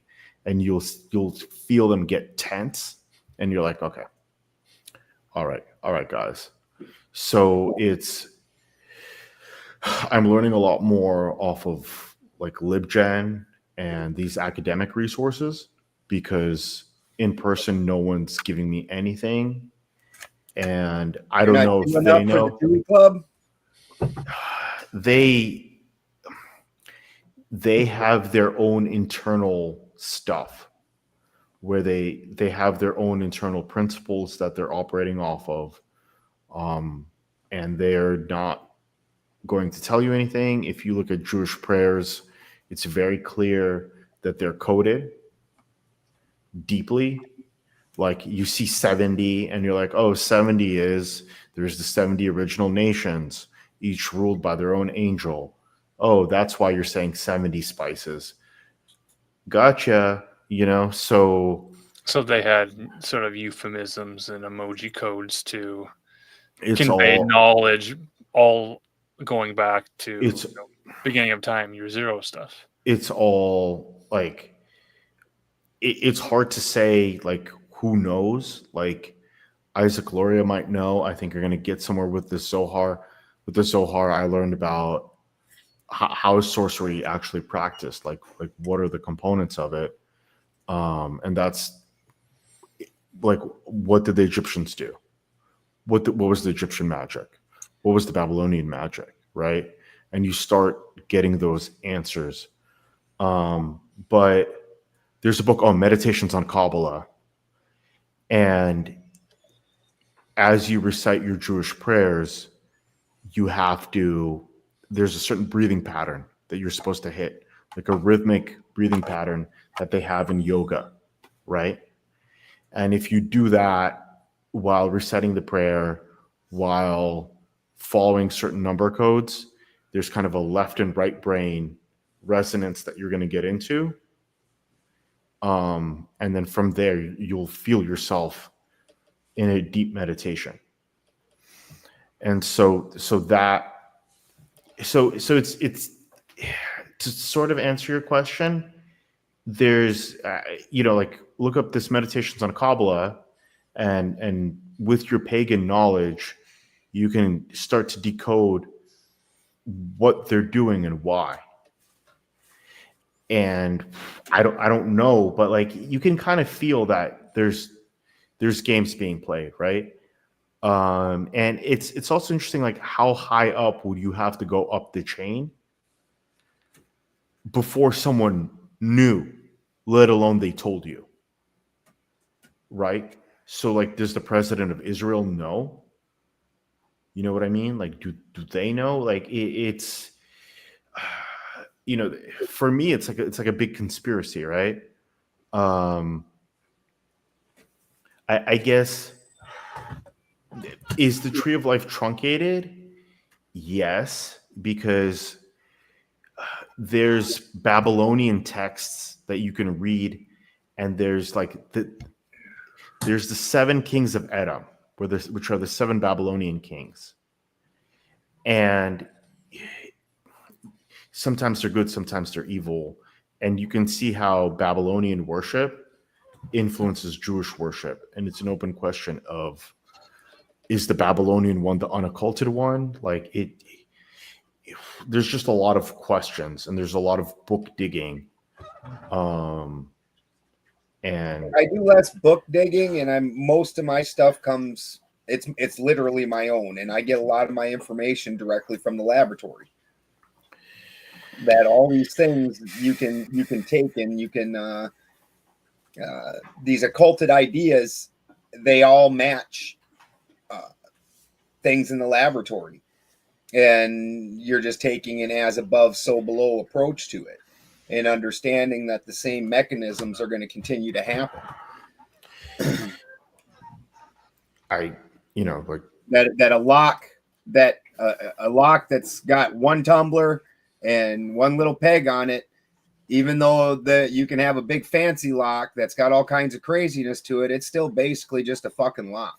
Right. And it still works like a lock. That's the as above, so below, understanding that things may get slightly more complicated. Brand new Corvette is a lot more complicated than a Model T, but at the end of the day, you got an engine, you got a transmission, you got power distribution. You're in the front and in the back. Well, probably just in the back on those Model Ts. Your rear diff to actually put power to the road. All those same basic elements are still there, still function the same way, still do the same basic things. It's just a lot fancier. Yeah, for me, I'm really interested in how religions function and what is the deep esoteric reason for the rituals. Like, what's the underlying logic of the Catholic Mass? So my that's my contention. Right. How do you understand the mechanisms behind the ritual without actually taking it back to reality, taking it back to the lab, understanding that you do certain things because of certain things? And that's where you get the more grandiose rituals, where you're dealing with higher beings, but you're still doing the same mechanisms. And if you don't, for me, once occultists separated themselves from the laboratory and took alchemy out of their repertoire, well, now you can do anything. Now you can make anything. And whereas opposed to the things that I say have to actually match what I can produce. I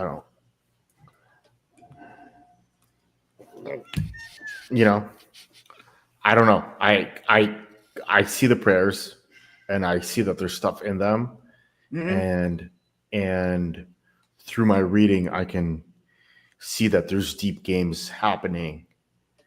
And if you look at, let's say, Orthodox Christianity, and they have bones in their church, that lines up with necromancy. And they could be channeling spirits with those bones, and they could be getting into all kinds of stuff. Do the right? orthos do that? I know the Yes. Catholics do. The orthos also do the reliquary. They call it reliquary. And if you look at the Eastern European pagans, they have extensive necromancy in their shamanism. And that's a completely valid form of magic, is to channel the spirits that are attached to that body. And if you start reading necromancy books, I would say, like, okay, read a whole bunch of necromancy books. Some of it's right, some of it's wrong. Who knows? And then go see what is their interactions with those bodies. And it's going to line up pretty close. The Faces of Death DVDs were on sale at Walmart on the shelves. So, we're back to this point of what we think we're Faces making on of this Death progress. made it to DVD. They were selling I it only on ever saw shelves. that on VHS. What the hell? Yep. There's a whole new generation. So we're talking about. Why would you traumatize more kids with that? Well, this is where we are in our culture, where we're talking about, public executions again. We're back to war and death rituals, and the Faces of Death thing. Snuff tapes, real death. We're at this end of history. If you have ever watched the light leave something's eyes and actually saw its eyes go dead, that's not something you really want to fucking have nothing to do with. Like, that's that's rough stuff. And on a video game, there's no actual consequences, but when you see the light leave something's eyes and you're the one that caused that, that's some rough ass stuff. So when we have professional wrestling, and we have MMA, and we have these cage fights and things, they're not fighting to the death. The next logical progression of just extreme sports arrives at the fact that gladiatorial combat, like in Rome, where you put two men in a ring and one man leaves and the other stays. I mean, is that where we're heading as a culture, a worldwide civilization? Is it going to get to that point where that's kind of the true sport is going to be the blood sport, the death sport? I would say that a lot of these rituals just require a lot of energy, psychological, in terms of blood, stuff like that, right? And like Balderson said, like, when something leaves an animal or a person, it's a very strong effect, and you can feel it in the room. And so it's probably the strongest thing that you could feel. Yeah. Right? And so you could see how that could be used as a battery to pull in spirits and to do all of your occult work. And that's universal. So you're going to see that across cultures. Well, it reminds me of an event in Minneapolis. A black guy cashed a bad check and got knelt on and couldn't breathe. And now there's memorials and people were on the streets. I mean, that kind of death magic ritual really motivated people to unite under a cause and become a community against the oppressor. Are we seeing more of those types of... Right. So they always play that stuff. Yes. So if you were to watch that situation, it would follow some kind of occult formula. Now, I don't know which one, but it did. And so let's say this man was sacrificed to create a certain psychological effect, and that psychological effect created a certain political effect, right? Mm-hmm. So these occult rituals are out there, right? Now, I'm not recommending anyone does them, but if you can start to understand that occult language, you'll start to understand what's happening. And then I would also say that at very high levels of occultism, there really isn't religion. It's really hard to say, where's the Christianity, where's the Judaism, where's the paganism? Because at a deep, deep level, there's just protocols that they're following, right?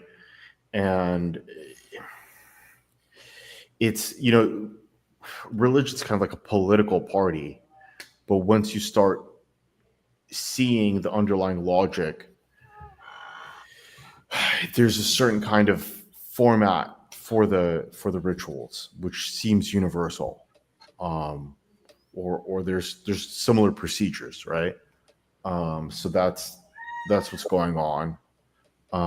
Is there an identity like the beta male, the loser type of guy who's always into the self-sacrifice, and we might call it the oppression Olympics? The person in the room who's most oppressed gets elevated to the highest stature. I think to conduct those rituals, you need a lot Is of there resources. still energy? Is there still energy in that narrative? I'm just going to say that at the bottom of a religious hierarchy, there are a lot of people who don't know what's going on. Because they don't know what's going on, they can be sucked dry of energy. So at the lower levels of Freemasonry, they're doing rituals that they don't understand. And through those rituals, they could be drained by people who do know what they're doing, and they could channel that energy into a higher, whatever their purpose is, right? I don't want to ascribe morality to it, right? So there's people who are going to be getting duped one way or the other, right? If you look at Hinduism, which is actually a very pure form of paganism, right? You're going to see ecstatic dance. And you can see that a lot of people are participating in this without understanding like what kind of energies are being channeled. Ecstatic dance is actually a very powerful form of magic, and you can rile people up.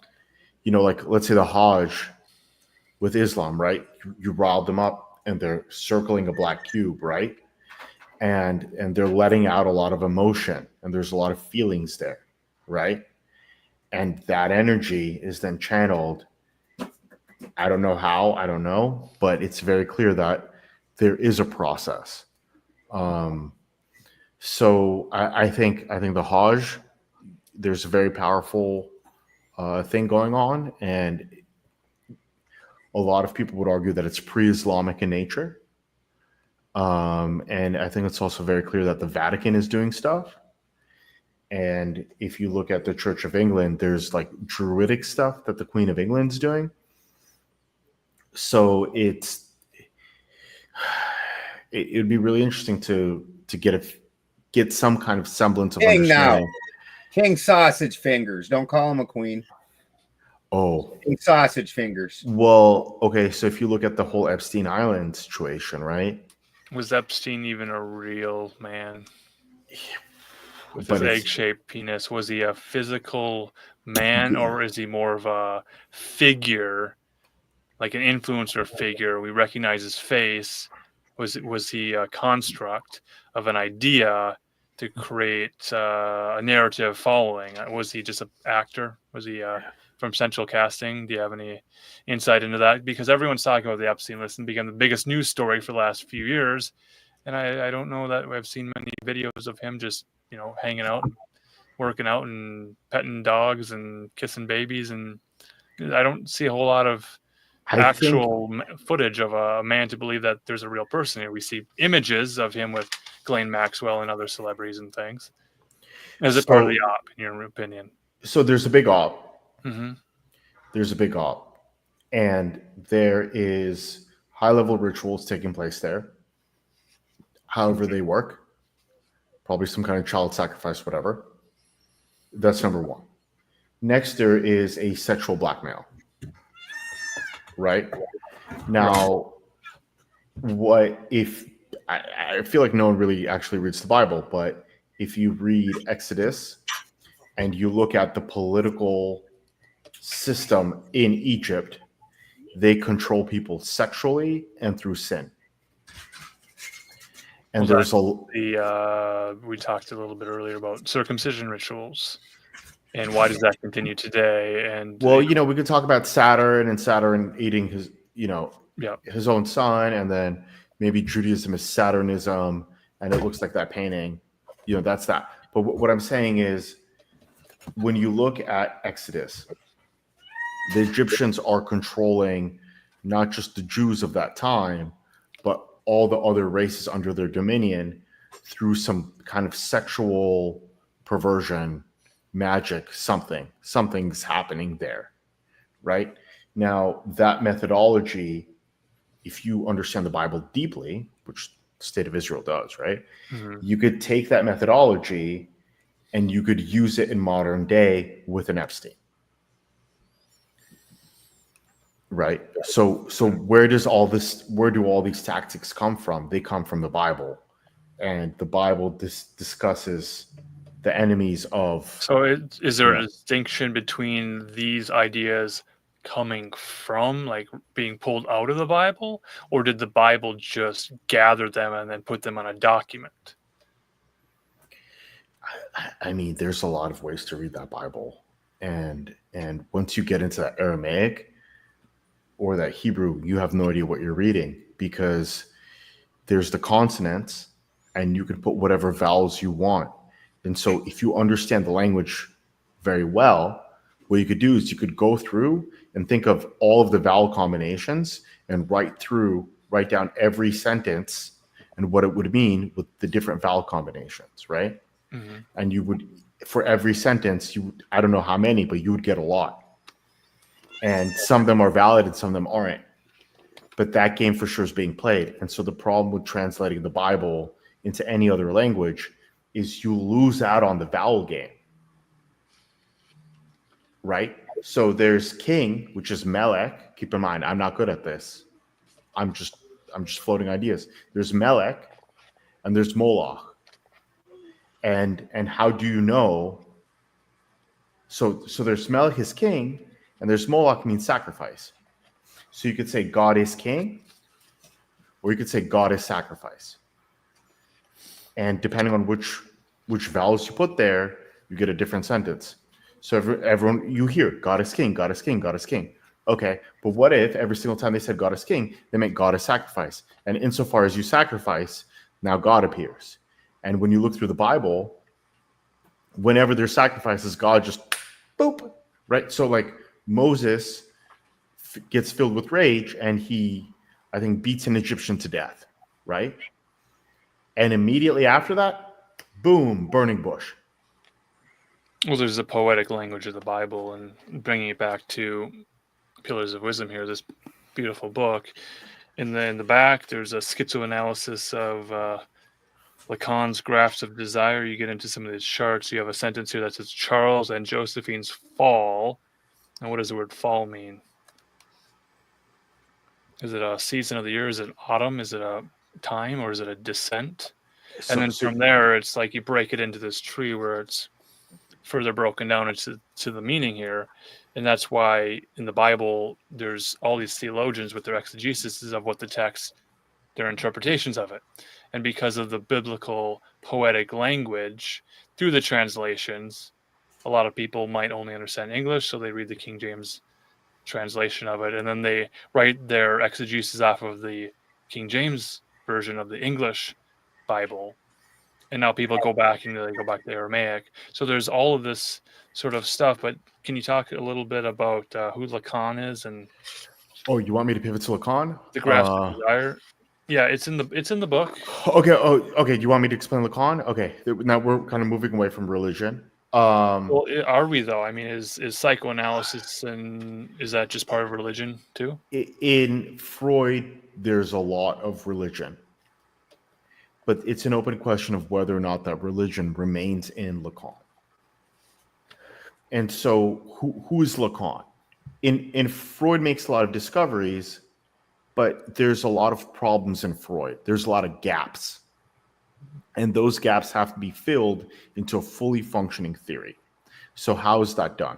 One is through Hegel, who's a Gnostic, so he's a complete wizard. And the other one is through linguistics. And linguistics is really important because a person can lie to you with what they're saying, but not with how they're saying it, their word choice, their grammar choice. So as a psychoanalyst, you're going to sit on a couch and you're going to listen to their grammar. And through that grammar, that unconscious is going to leak like that. And so Lacan Sounds like giving a confession to a priest, sitting in a dark booth, and forgive me, Father, for I've sinned, and then you just tell your favorite father everything you've done bad that week. right, and then he's in a position of power because now he can aggregate all that sin and start seeing a big picture. And Because I'm now- tying this together with the sexual blackmail and this idea of shame and guilt and people having secrets, holding secrets over other people. So I guess, yeah. And I think secrets have some kind of, with Freemasonry, secrets have a certain kind of power of their own, right? But am I talking about Lacan? What am I? Tell me what Yeah, I'm, I mean, tell me what I'm doing. we're kind of in this area of, men are told to go to therapy and get help. And then there's the gethelp.com where you're talking to an AI, you're typing to an AI, or you have this sort of thing where you're confessing what your problems are to a computer, and all your data is It's gonna be gathered sucked up. to create a profile of a population in aggregate. So now that there's the population is freely putting stuff on Twitter and Facebook, and Facebook's been around since 2004. Some people have been on it since then, so they have like 20 years of a lifetime, of a lifeline, of a lifelog of significant events in people's lives, and then they feed that Well back done. into a simulation. Well done with the life log. Lifelog. Logs. Yep. So, okay, so there is cognitive behavioral therapy, which is a liberal therapy. It's a behavioral therapy where they want you to imitate certain behaviors to make yourself feel better. Mm-hmm. And that's the most popular one. There is a psychoanalytic therapy where they're going to engage in analyst discourse, and it's really annoying, both to do it and to be on the receiving end of it. So as you speak, you're going to start leaking things, and the goal of the psychoanalyst is to be as annoying as possible and interrupt you and fuck with you until you lose your shit and engage in transference, which is projection, and scream some shit at him. Say, you're just like my father, you don't care, blah, blah, blah. The minute he's yelling at you, he's not lying. You can't yell filled with rage and lie. And then from there, once you leak, then you have to discuss the thing that you leaked. And the psychoanalyst And this plays is court mandated anger management for men who are forced into this. I don't think men are going to opt into therapy. Well, there's cognitive behavioral therapy, and there's psychoanalysis. Psychoanalysis is going to happen in Latin America and in Europe, and in Latin Europe. So it's going to be very rare. I like psychoanalysis, and I've taught it to business leaders because nobody knows it. And if you're operating off the psychoanalytic platform and you're fucking with your business rival through psychoanalysis, nobody knows what the fuck you're doing, and you'll be able to execute clean. If you do cognitive behavioral therapy, 48 laws of power, stuff like that, they know your playbook, right? So I've done negotiations, I've done business coaching, but I like psychoanalysis because when those CEOs execute on psychoanalysis, they're not going to be caught because they don't know what to look for. Okay, so there's that, right? Then there's also schizoanalysis, Deleuzian schizoanalysis, where you reduce everything to these drives. So there is, and I'm not as well versed on it. So there is anti-production. So you start to reduce people to these programming languages, and there's like a synthesis. There's different kinds of synthesis, and there's different kinds of non-disjunctions, right? And that you can read people's speech to say, okay, like how much are they building and how much are they stalling, right? And beyond that, which structures feed into them? Which structures is he a product of, right? So that's, I would argue that's also very interesting.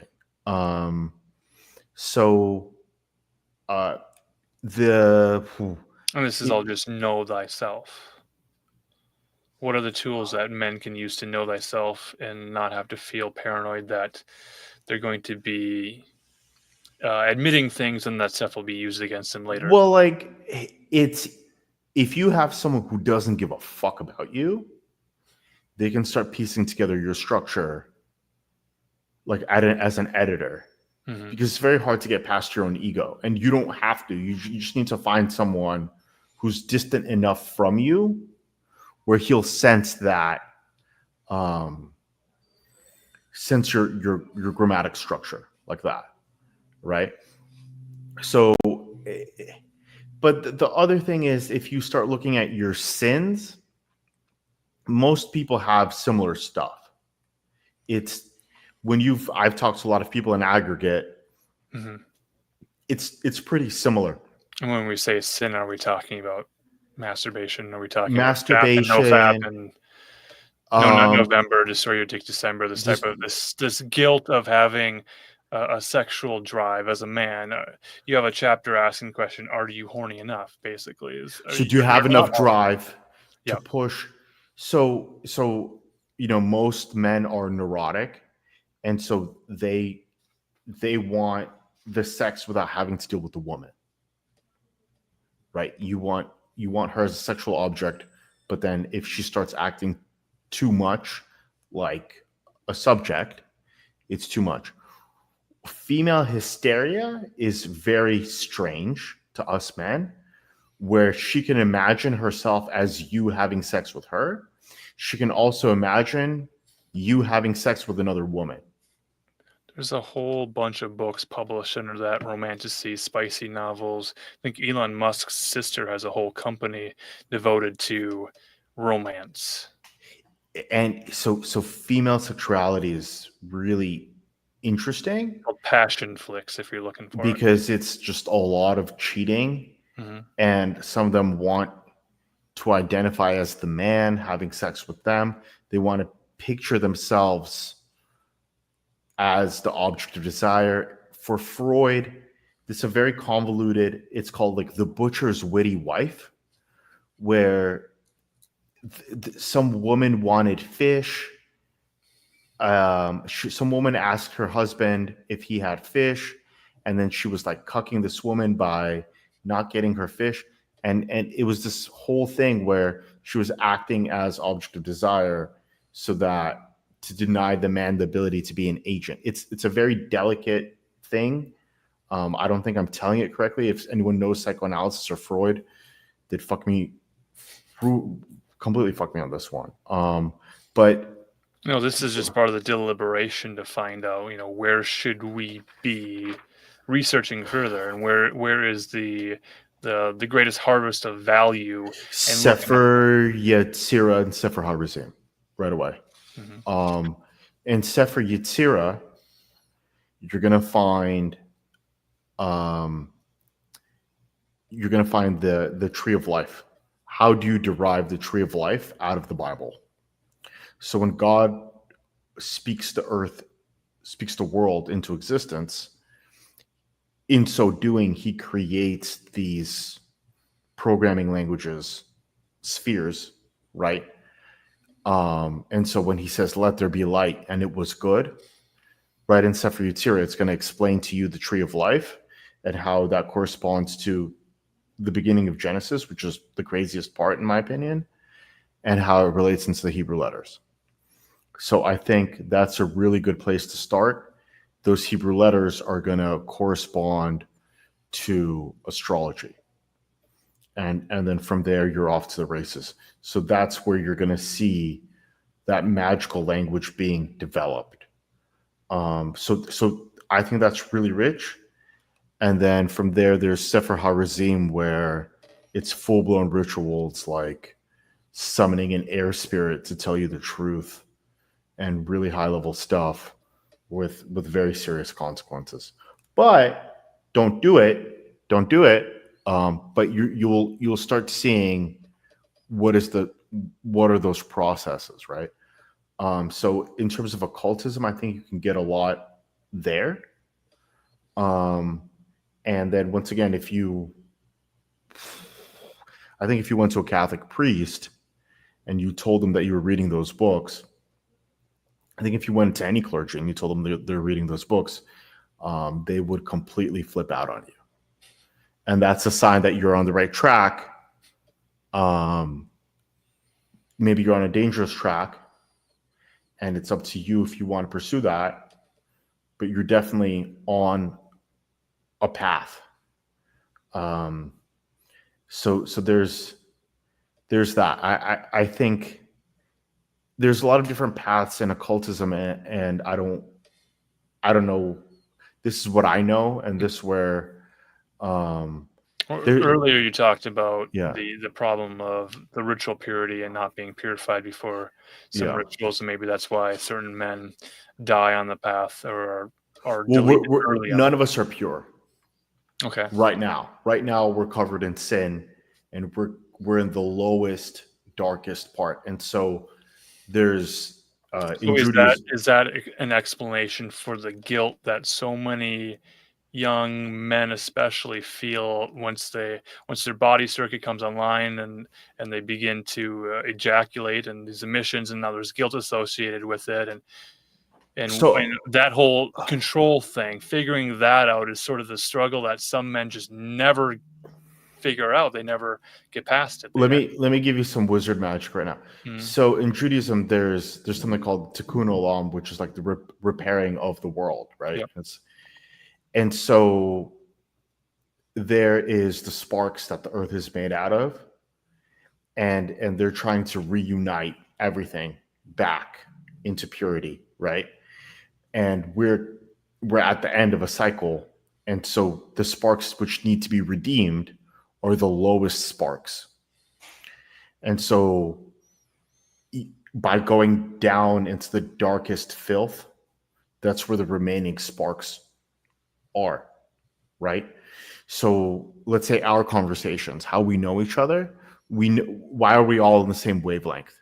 Because we saw the pandemic, right? And after the pandemic, we're like, yo, like fuck this, like, bro, it's just fucking over, right? So the pandemic, which was the lowest of the low, it was a mass human sacrifice. Silver lining brought all of us together, right? And reawakened people searching religious texts and doing it in an intellectual way instead of like a annoying blowhard, right?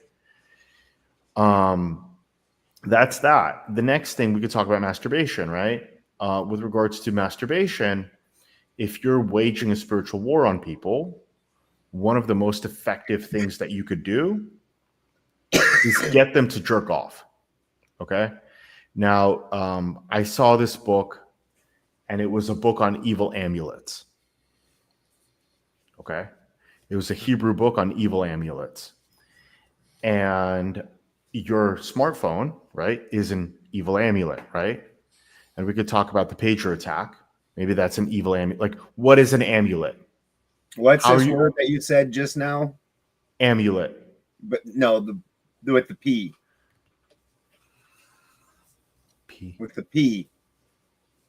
I know what amulet is. Pagers. Oh, pagers? Or cell phones. Okay, I see. You got a buzz on your I didn't understand what word you said. Pager, yeah, pager. So, okay. So if there is a Kabbalistic text on evil amulets, it sounds like you're a blowhard wizard. But what is an amulet? A smartphone is an amulet, and a pager is an amulet. So if I'm using an ancient Kabbalistic text on evil amulets to kill my enemies, right? Now I can kill them with an exploding pager, evil amulet, or now you have a smartphone, and at any time you can start jerking off to porn. And as soon as you start jerking off to porn, I can corrupt your soul. And I can get you in that spirit war. And that's the same spirit war that the Egyptians used to control the populations that they were controlling back in the day, right? So that's actually very high level stuff right there. And it really took me a while to piece that one together. The function of the orgasm, was it Reich? And he wrote a lot lot about that. Fascism and the suppression of the orgasm. Wilhelm Reich? Yeah, he had a bunch of sexual books. I haven't read any of his sexual works, but he had quite a few of them. Like So Psychology of Fascism. I'm trying to remember the titles exactly, but it's all kind of that same idea of, you know, death by 1,000 cuts, getting a man alone and then expending his energy so he doesn't go out So and you look at Japan, the dudes are super feminized. They can't even hardly get these dudes to date because they're so like, people don't understand that you have a wiring system, and when you start self-pleasuring, you're basically setting a pathway, and then you choose, of course, which porn you want, and you start really defining that specific pathway. And eventually, no different than if you ate the same food every single day all the time, anything else becomes fucked up and you don't want it. It definitely happens with that's part of the advantage to being in a long-term relationship. My wife knows what I like. We're comfortable together. I don't have to worry about any weird things with her or being embarrassed about anything. None of it. It's all good. No problem. You know. But these kids, they've set that wiring for porn, and they lost all interest in women. And we got to face it, boys. Women was the whole reason we did anything. Like, we'd still be in a cave. We'd at best be maybe pissing outside the cave. If maybe some of the caves would be have dudes pissing outside. We don't care what we wear. We don't care what we look like. 90% of our motivation is women. And when they've completely taken that away, what are you even going to fight about? Like, when you were a teenager, a cute chick would walk by and you'd be standing next to your best friend, and all of a sudden one of you two just punches the other one for no apparent reason, and you're scrapping. Like, you're scrapping. And then when the chick's far enough away, you're done, and you're both like, why are we fighting? I don't know. So there's reproductive sex. So, okay, let's say there's 3 types of sex, right? There's reproductive sex. Great. There is tantric sex. And in tantric sex, I'm sure you guys both know, they drag out the orgasm to get you into a high-level meditation state. And ideally, you can connect up, right? So you see it in Hinduism. You see it in a lot of practices. In Illuminism, I'm sure they're doing withholding ejaculation, yes. And I'm sure you'll start getting really tense and all sorts of stuff, and you're going to start hitting certain frequencies, right? When you're having sex with a woman, when you're 50, it's called prostate problems. So what they're going to be, what they're trying to do is, when you're having sex with a woman, you're trying to draw down a soul into material reality, right? So there's a lot of stuff happening on that side. But if you can get someone to just spill the seed, that energy can then go, boom, to feed demons.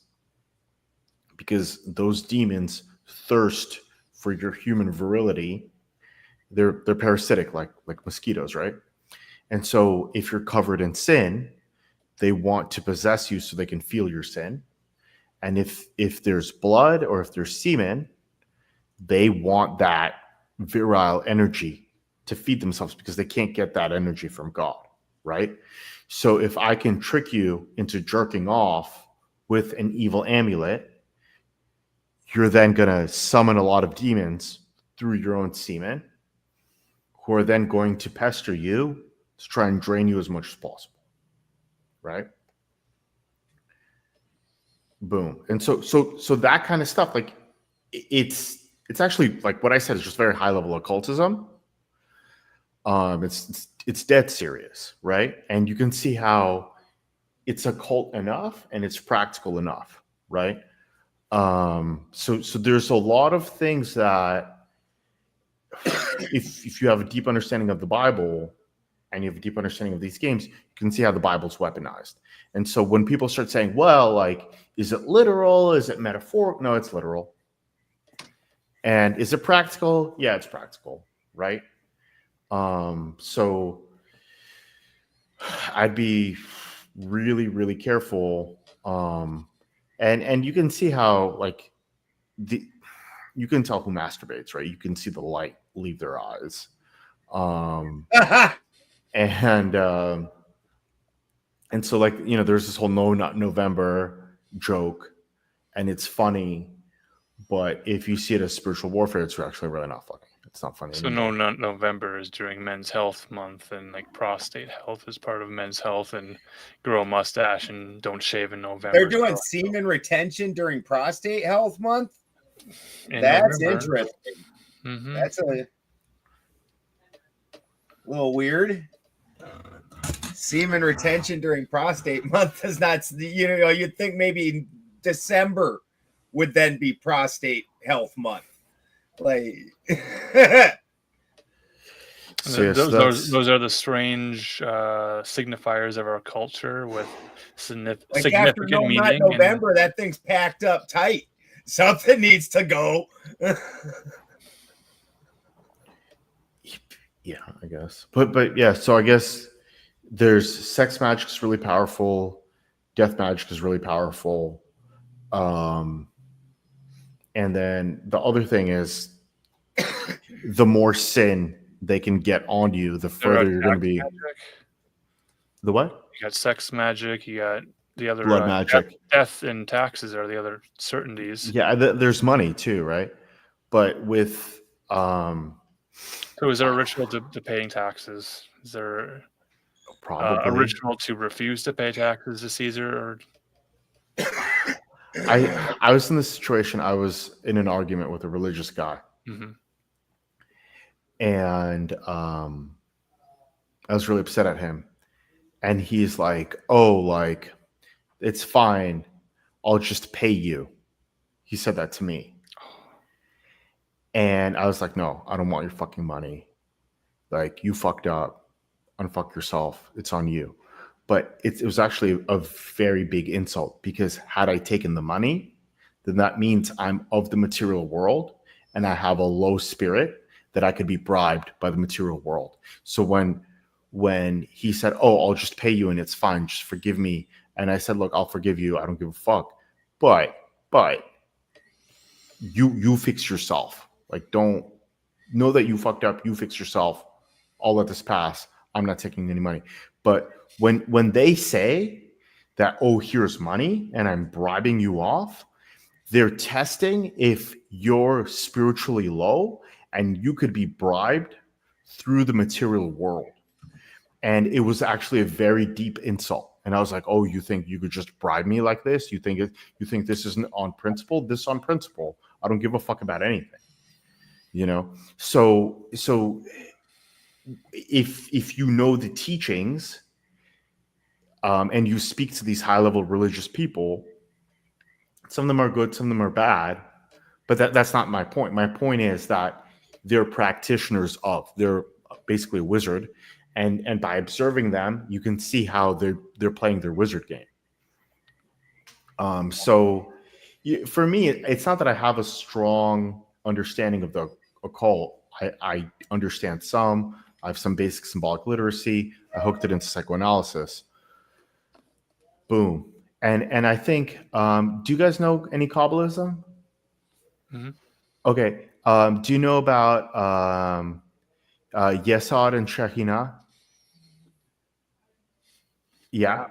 Okay. Yep. Well, so those last Sephiroth, we can't get nobody to fucking talk about, in the Death Tree. Okay. So, but you need to get them to merge, right? Mm-hmm. And so that's what's happening in the book, right? Because you have the divine feminine and you have divine masculine, and they're gonna merge, right? And then and those two polarities coming together, so it's gonna shoot you up. That's where, and I'm sorry about the peacocks. Yes, and I've seen it in the chat a number of times. It is peacock season. Yes. But so that's again for me, because again of the laboratory work, where they've put out a lot of misinformation. And so when you look at alchemy, and the way it's classically looked at is that the sulfur side is feminine, and then the salt side is masculine. And what they don't understand is that's like saying that hot and cold are masculine and feminine. It's not that necessarily that they're gender.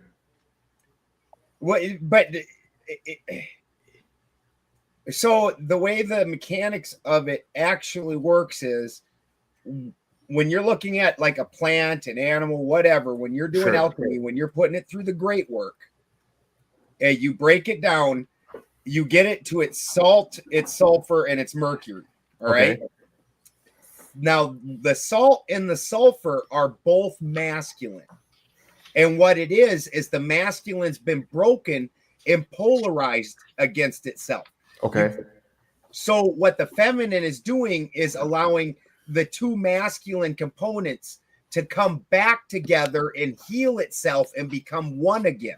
Okay. So that makes sense. Both that fire side and that ice side, they're both masculine. Both of them. And the feminine is healing that and putting them back together. And then that makes sense. And then the alchemical marriage happens where it coagulates into one thing. And that's why the stone shows both the fire side and the ice side. It will get runny and watery like the fire side, but then it will also turn into a stone when it's cold, which is the ice side. And it carries both characteristics now because the masculine was always supposed to have both, but you're lacking one. That's why we're stronger than, like, in your terminology, angels or demons, because they both only have one side. We have both, but it's a dirty connection. So the great work is cleaning that connection and then completely healing the masculine through the feminine. I'm not gonna disagree. I don't know. Like, I feel like you know. Like, what I'll tell you is, what I know is those spheres, the Sephiroth spheres, they themselves are composed of other spheres, and it's a fractal. Mm-hmm. And Marcus, send him my Tree of Life talk. Yes. You hear the cat talk, the cat fight? Yeah, it's a cat versus. I'm gonna go see if that's not that fucking ravaging dog. I think I got it, but I'm not 100% sure because you're never sure in the woods. Right. Never sure in the woods. Okay. It's living off the grid. Okay. Homesteading. All right. Real life. Yeah. So that makes sense. He needs to make a diagram. That's exactly the issue. to point number one, where you're talking about you got the knowledge, need to write the book. That's you saw my diagrams. Okay, great. Yep. Hopefully they're good. I threw as much manpower as I could, but there's things I did well and there's things I didn't. Right. But so he has all this knowledge, and it's oral. There's a Tree of Life model. We've built it. Toothpicks and marshmallows. It's a 3D structure. Letters assigned to it. It's making progress on that. Slow and steady. It's not on paper. No one sees it, right? It's not a published book yet. Correct. So I can spend a certain amount of money and mail my book to prospective people who are going to sell. He has this mysterious model, and he's a very intelligent man, and no one will ever know, right? So to kind of go back full circle, if you have this knowledge, it has to be compiled into something, because we're all. I need to write a book. You're right. There's no doubt. You need to write a book.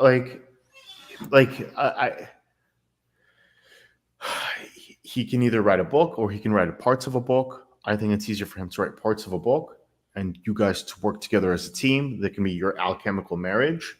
You could roll it forward and you could push it forward, right? And I think there's a lot of truth in what you're saying. And then if someone like me reads this book, then it'll give me the resources necessary to decode all the wizard books that I'm trying to read, right? So that's really the thing I'm getting at. Like, yeah, I wrote a book. Please buy my book. You guys are going to love it. Yes. But on the other side of that, I want to inspire people to start publishing, to start writing, especially groups like yours. And there's a lot of things that I figured out. Like, there's Pegasus there. There's, the Babylonian centaur there. There's a lot of things design characteristics that I figured out, right? That can make it easier for you guys to do it. I feel like does Balderson have one of my books? No, right? Can you just? I'll send you a book this week. I mean, if you want to, if not, I was just want to the one from Marcus. We weren't trying to get a whole bunch from you. Okay. Marcus was using this one now. Okay. Jim, the other guy has the other one, and they had a baby, and the baby came premature, and it's life, It's the slow and steady path. Sure. So, whatever you guys want, like send me some addresses. I'll mail you some books. But the important thing is, like, I'm right on some things, I'm wrong on some things, but I figured out a lot of processes that can decrease the amount of work that you guys are doing.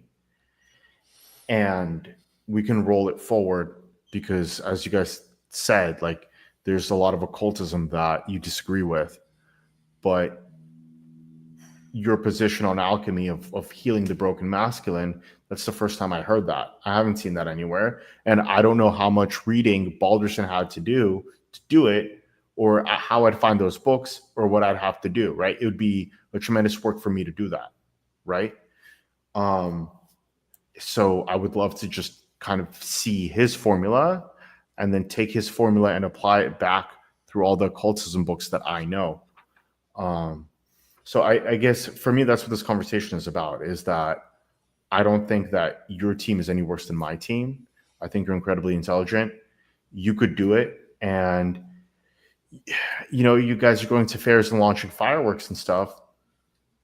Okay. And you're battling raccoons. Okay. But I think where you're the most exalted is if you push a book.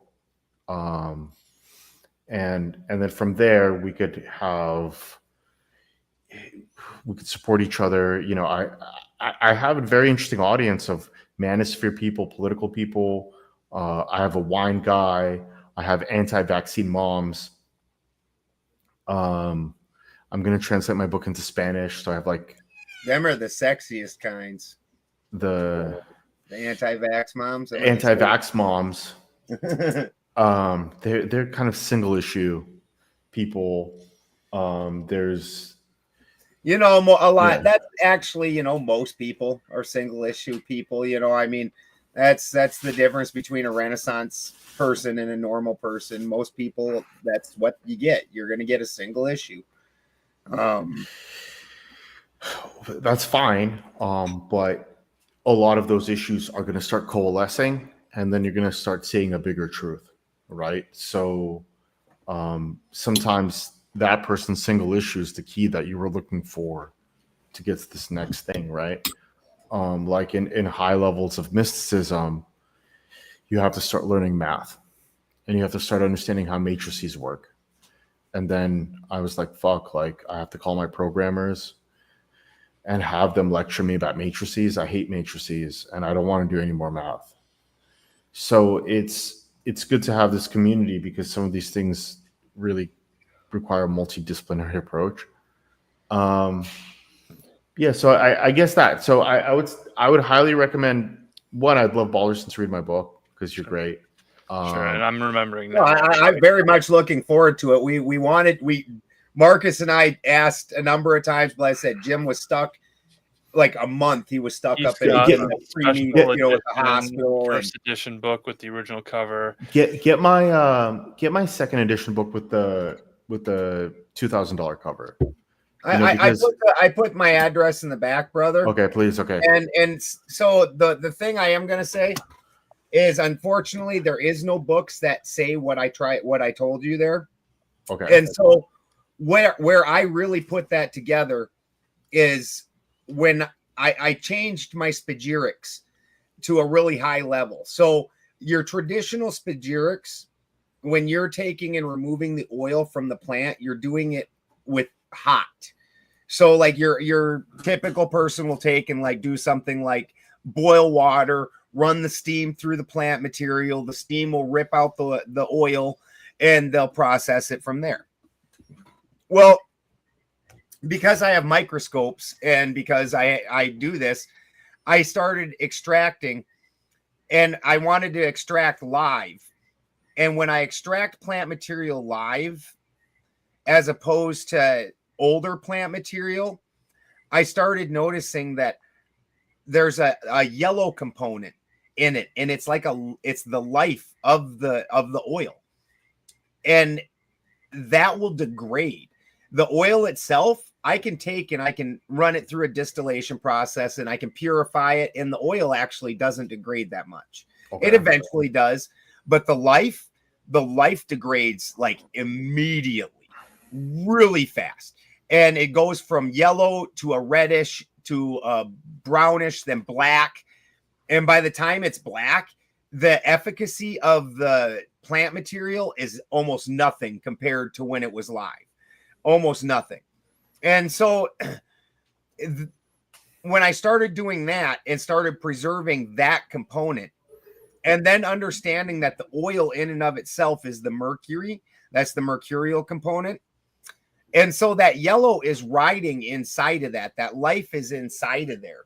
And what you're doing when you open up the salt, which is what the oil is then also doing, because the oil is opening up that path. That's why mercury's the messenger, or the mercury sets the boundaries, blah, blah, blah, because this transition or transaction can only happen inside the bounds of where the mercury is. And the mercury is the feminine. And so inside those bounds, that's where this transaction happens, where this yellow life force, in a plant, not in all, okay, but, spagyrics and as above, so below. Okay. Where this life force enters the salt through the mercury, and the salt and then the sulfur become one thing. Okay. I'm going to put my chemist on this. Absolutely. I got a chemist here. He's a really serious guy. So that's what I'm saying. So like, you see how you're going beyond my knowledge. I'm going to tag my guy in. Which I don't have an issue with that. That's I also have people, just the other day, that whole thing with the pyramid came out. I have a friend who does nothing but study the pyramids. Okay. And he lives in Egypt just so he could do that. Okay. And so I said, "Hey, what's up with that?" Okay. And he put out a video where he took the radars that they were showing and he overlaid it over the things that we know exist, and it wasn't great. Like, it wasn't accurately depicting things that are known. So then to assume that what it's showing else, in areas we don't know, you can't take that, for a lot either. But it's exactly like what you're saying. I don't have that expertise. I'm not in Egypt studying the pyramids. I called him. Okay. Yeah. So it's the land of chem. Jeffrey. Yeah. Land of chem. Make a note of that. Share that link again. Yeah. Yeah. He I got to actually hang out with that guy too at Freeman Fly's house. I think you would enjoy Freeman Fly's work. Okay. His older work, his stuff about religions and esoteric stuff. Can you send me the links? Mm-hmm. So I'm a bit tired now. So like, yeah. So yeah, I guess that this is unrelated. Do you know about glycine? It's an amino acid. Okay. And it tastes sweet. Okay. And it helps you sleep. Oh. And it's more mild than melatonin. And so one of my friends is making glycine, which is like a sorbet made with glycine. the amino acids, so it has no sugar in it. But on this mystical side, you get into this kind of mystical, dissociative kind of vibe. And if you're doing the right meditations, you know, it's nothing harsh. It's not like marijuana or LSD, but still, you get somewhere very quickly, and you start getting ideas that you normally wouldn't get because you're on a different wavelength, without being like a complete drug addict or endangering yourself. Just glycine. You can just order a bag of glycine, and it's but yeah, my book has some recipes that are funny. I was just going to say that your book does have some recipes to make the batter thicker. Right. So when you make the batter thicker, you have a more intense orgasm, and the longer your orgasm, the higher you are in the elevated state. So, and also it'll help with prostate. But if you have this huge ejaculation, right, and you're doing some kind of tantric whatever, you could be in that resonant state longer, and also you could produce more children. So that's it. So there's a spiritual thing, there's a tantric thing, but there's also a purely sexual or a reproductive. I got purpose. 7 kids. I didn't need to do no tantra. Fucking, it was hard as hell not to keep having kids. Okay. Yeah. I got 8 grandkids already. My Okay. kids seem to have the same problem. Okay. We're taking it back. Yeah, keep them away from Iran and stuff like that. That's gonna be the next. But yeah, so I have that. And then the other thing is, I feel like petrochemical drugs bring you down spiritually. And it's when you start doing meditation, and I'm not saying I'm good at it, I don't think I am at all, but I can feel when I'm cleaner and when I'm less clean. And there's obviously certain foods that will bring me down, but any kind of petrochemical drugs or like coffee, I feel like coffee is like really evil. Like you really just go down, you know, as I experience it. I don't know. It's like a Mormon belief. Yeah. Alcohol. I can't drink it. Oh, you can't drink it? No, anything that's an upper, I can't drink at all. Okay. I don't drink pop. I don't coffee. None of it. The caffeinated culture plus the petrochemical drugs, including birth control. We have all these women who are, always drinking the coffee, and they're always taking their birth control pill, and that kind of puts them in a different place. And then if they stop taking the pill, they kind of see the world differently. They're noticing. So I'm not going to advocate for any religion, but there's different religious figures of different religions, and you can feel that you're in the presence of a holy man, that he's on a higher frequency than you, right? And that's actually a really good point, because if you're like, this is what high is, I know what low is. I know what a low frequency is, right? And you can see that once they're on Lipitor or they're on birth control, they really get materialistic. It's kind of in a Platonic sense, right? The more sacred you are, the less materialistic you become, right? That's why when this religious guy was like trying to bribe me off, I was thinking like, oh, you think I'm materialistic? Oh, you think I'm like that? But regardless. So, but you can feel that those drugs bring people down. And also that vaccine, 100%, I don't care what anyone says, brought people down spiritually. It could have had, like dead babies in it. It could have had any number of stuff, right? Like cannibalism will also bring you down spiritually, right? And so the vaccinated, it's any kind of religious idea or religious belief, it's just anathema to them, and they're not going to discuss it. Especially like the hyper 4 times vaccinated. You're like, hey, like I'm studying meditation.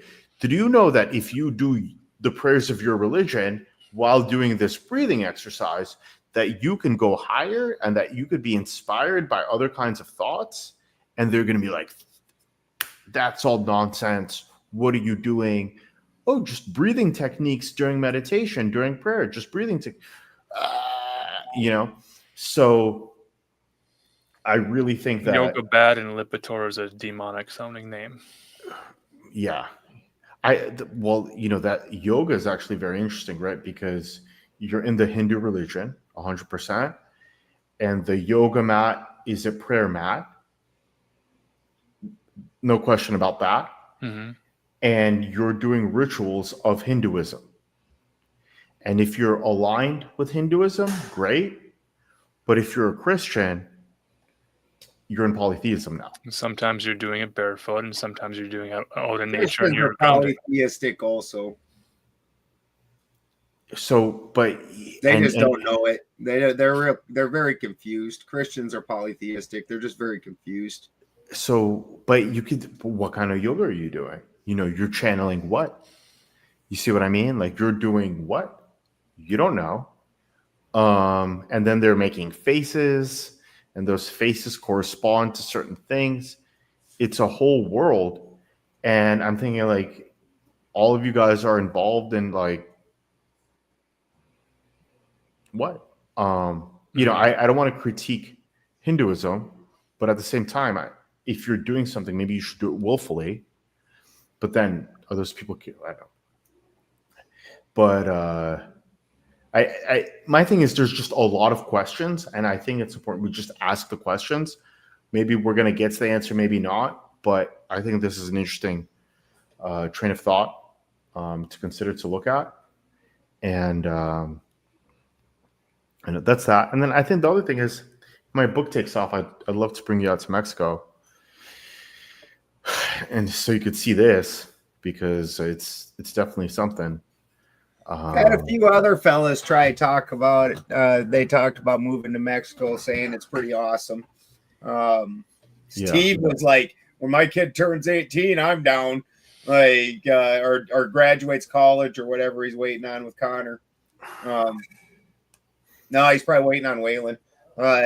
Whenever his youngest gets 18, he said he's out. Like, there's a lot of different kinds of Mexico here. And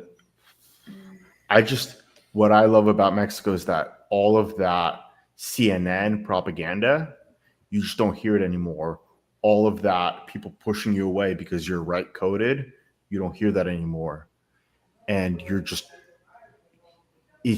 good. You know what I mean? You're good, you're clean. And it's good to kind of go back. I mean, you're going back into their society as a foreigner, but I do understand what you're saying. Obviously, I live off grid, like so far out in the mountains that it takes an hour to go to somewhere where I can buy a pop or a bottle of water or a pack of cigarettes. Right. And I have to have Starlink to have any kind of a signal. When you get out here away from all that, because there's no cable, there's no TV, most people don't have internet, nothing. It's all that shit just dies. All that shit's gone, but you've got to be pretty far away from it. And there's not that many places in the States that you can do that anymore. But I understand what you're saying. I'm, like I said, I'm not in a whole other country, but you could talk to people up here on the mountain and they don't know a damn thing about what you're talking about, because this little world here, it doesn't have anything to do with anything else. So in Mexico, I'm in a normal world without that, right? So I'm still in civilization without being labeled. Still, can walk to the supermarket, still can meet people. There's a whole global world. And that's fair. I made Mexico into the backwoods. That is fair. There is backwoods Mexico, and what's interesting is I went to a steak restaurant. So there's left coded Mexico and there's right coded Mexico. And when I go to left coded Mexico, they're like, "Oh, like you want a coffee? Okay, we make coffees here. I'm like, yeah, I know. But I walked into a steak restaurant, and it was really interesting because, like, they're wearing like cowboy hat and boots, and like white people don't go there, right? And so there's this kind of look like, wait, what? And like, I'm like, I want a steak, and they're like, look, just steak. Me and my friend a steak, and like, he needs to acknowledge me because I'm a muscular guy, but it's like these right coded things, but I'm not Mexican. So like in left coded spaces, they don't acknowledge you. In right coded spaces, they want to acknowledge you, but they don't know how to acknowledge you. And so watching that whole cascade is actually really interesting. So I don't know. I think if I had to advertise it, the meat here's good. It's cheap. You can go fishing. There's really good beaches. If you don't do anything stupid, no one's ever going to bother you. And you can kind of just live your life in civilization, but without them getting into your business. That's really funny. Yes, that's what I got. But either way, tell your friends to buy my book. Send me your address. I'll send you my book. I love being here. And you're the first people to pick me up. And so I really, really appreciate you guys. And I really love that you understand esotericism, because some of these people have no idea what the fuck's going on. And like there's this obese Indian Satanist who really didn't like me. Who got your book and didn't know how to read it? Well, they didn't want to fight with us at all, and we tried picking a fight with them. Yeah. That I've been around the esoteric circles for a while. Oh. They were gatekeeping esoteric ideas themselves. They kind of keep their followers unaware of other ideas. So when we show up to talk about other ideas, they just tend to ignore us. Okay, well, maybe we could look at some of these esoteric texts together at some point. Sure. You talked about left-coded and right-coded Mexican restaurants. That also happens in so-called esoteric circles, witch talk and in that sort of thing. So when you encountered that group of people, those are what we call universalists. Yeah. They didn't like the masculine energy. They didn't like that. But what if you alchemically just ground them up? That's why they won't go near me. Because like literally, dude, like if you ever watch Weaving Spiders, like they had one of the head guys of the OTO come on. Okay. And I lit that dude up. He was scared to talk. Okay, whoa. Okay, so I was really curious. Okay, so I know Crowley, all that stuff. I was curious, but like I kind of don't want to talk to them because I don't know what kind of people they're like. But they were left coded in the OTO, right? Like there are subreddits that post about OTO activities, and just browsing through some of their top topics, you'll discover what is acceptable. And then there's a huge silence of material that's removed by the moderators because it's not allowed to be discussed. Okay. So because Crowley was kind of down for whatever. There are so many flavors of correct philema that they argue amongst themselves. Yeah, you can't hardly get in a word edgewise with the Thelemites. They're too busy fucking arguing amongst themselves. Fighting over leadership, fighting over who is the proper heir to the throne of the before I did YouTube or any of this shit, dude. I had actual TV type show, and I was on the world's only pagan station, and I was on the biggest pagan radio station in the world. Okay. And they dude, it's ridiculous with these people at the top. They don't know what the fuck they're talking about. It's all political games. There's been so much you would almost want to call it nepotism, but it's not even nepotism because half the time it's just good old boy type shit. Like this guy from the OTO, he's one of the heads of the OTO.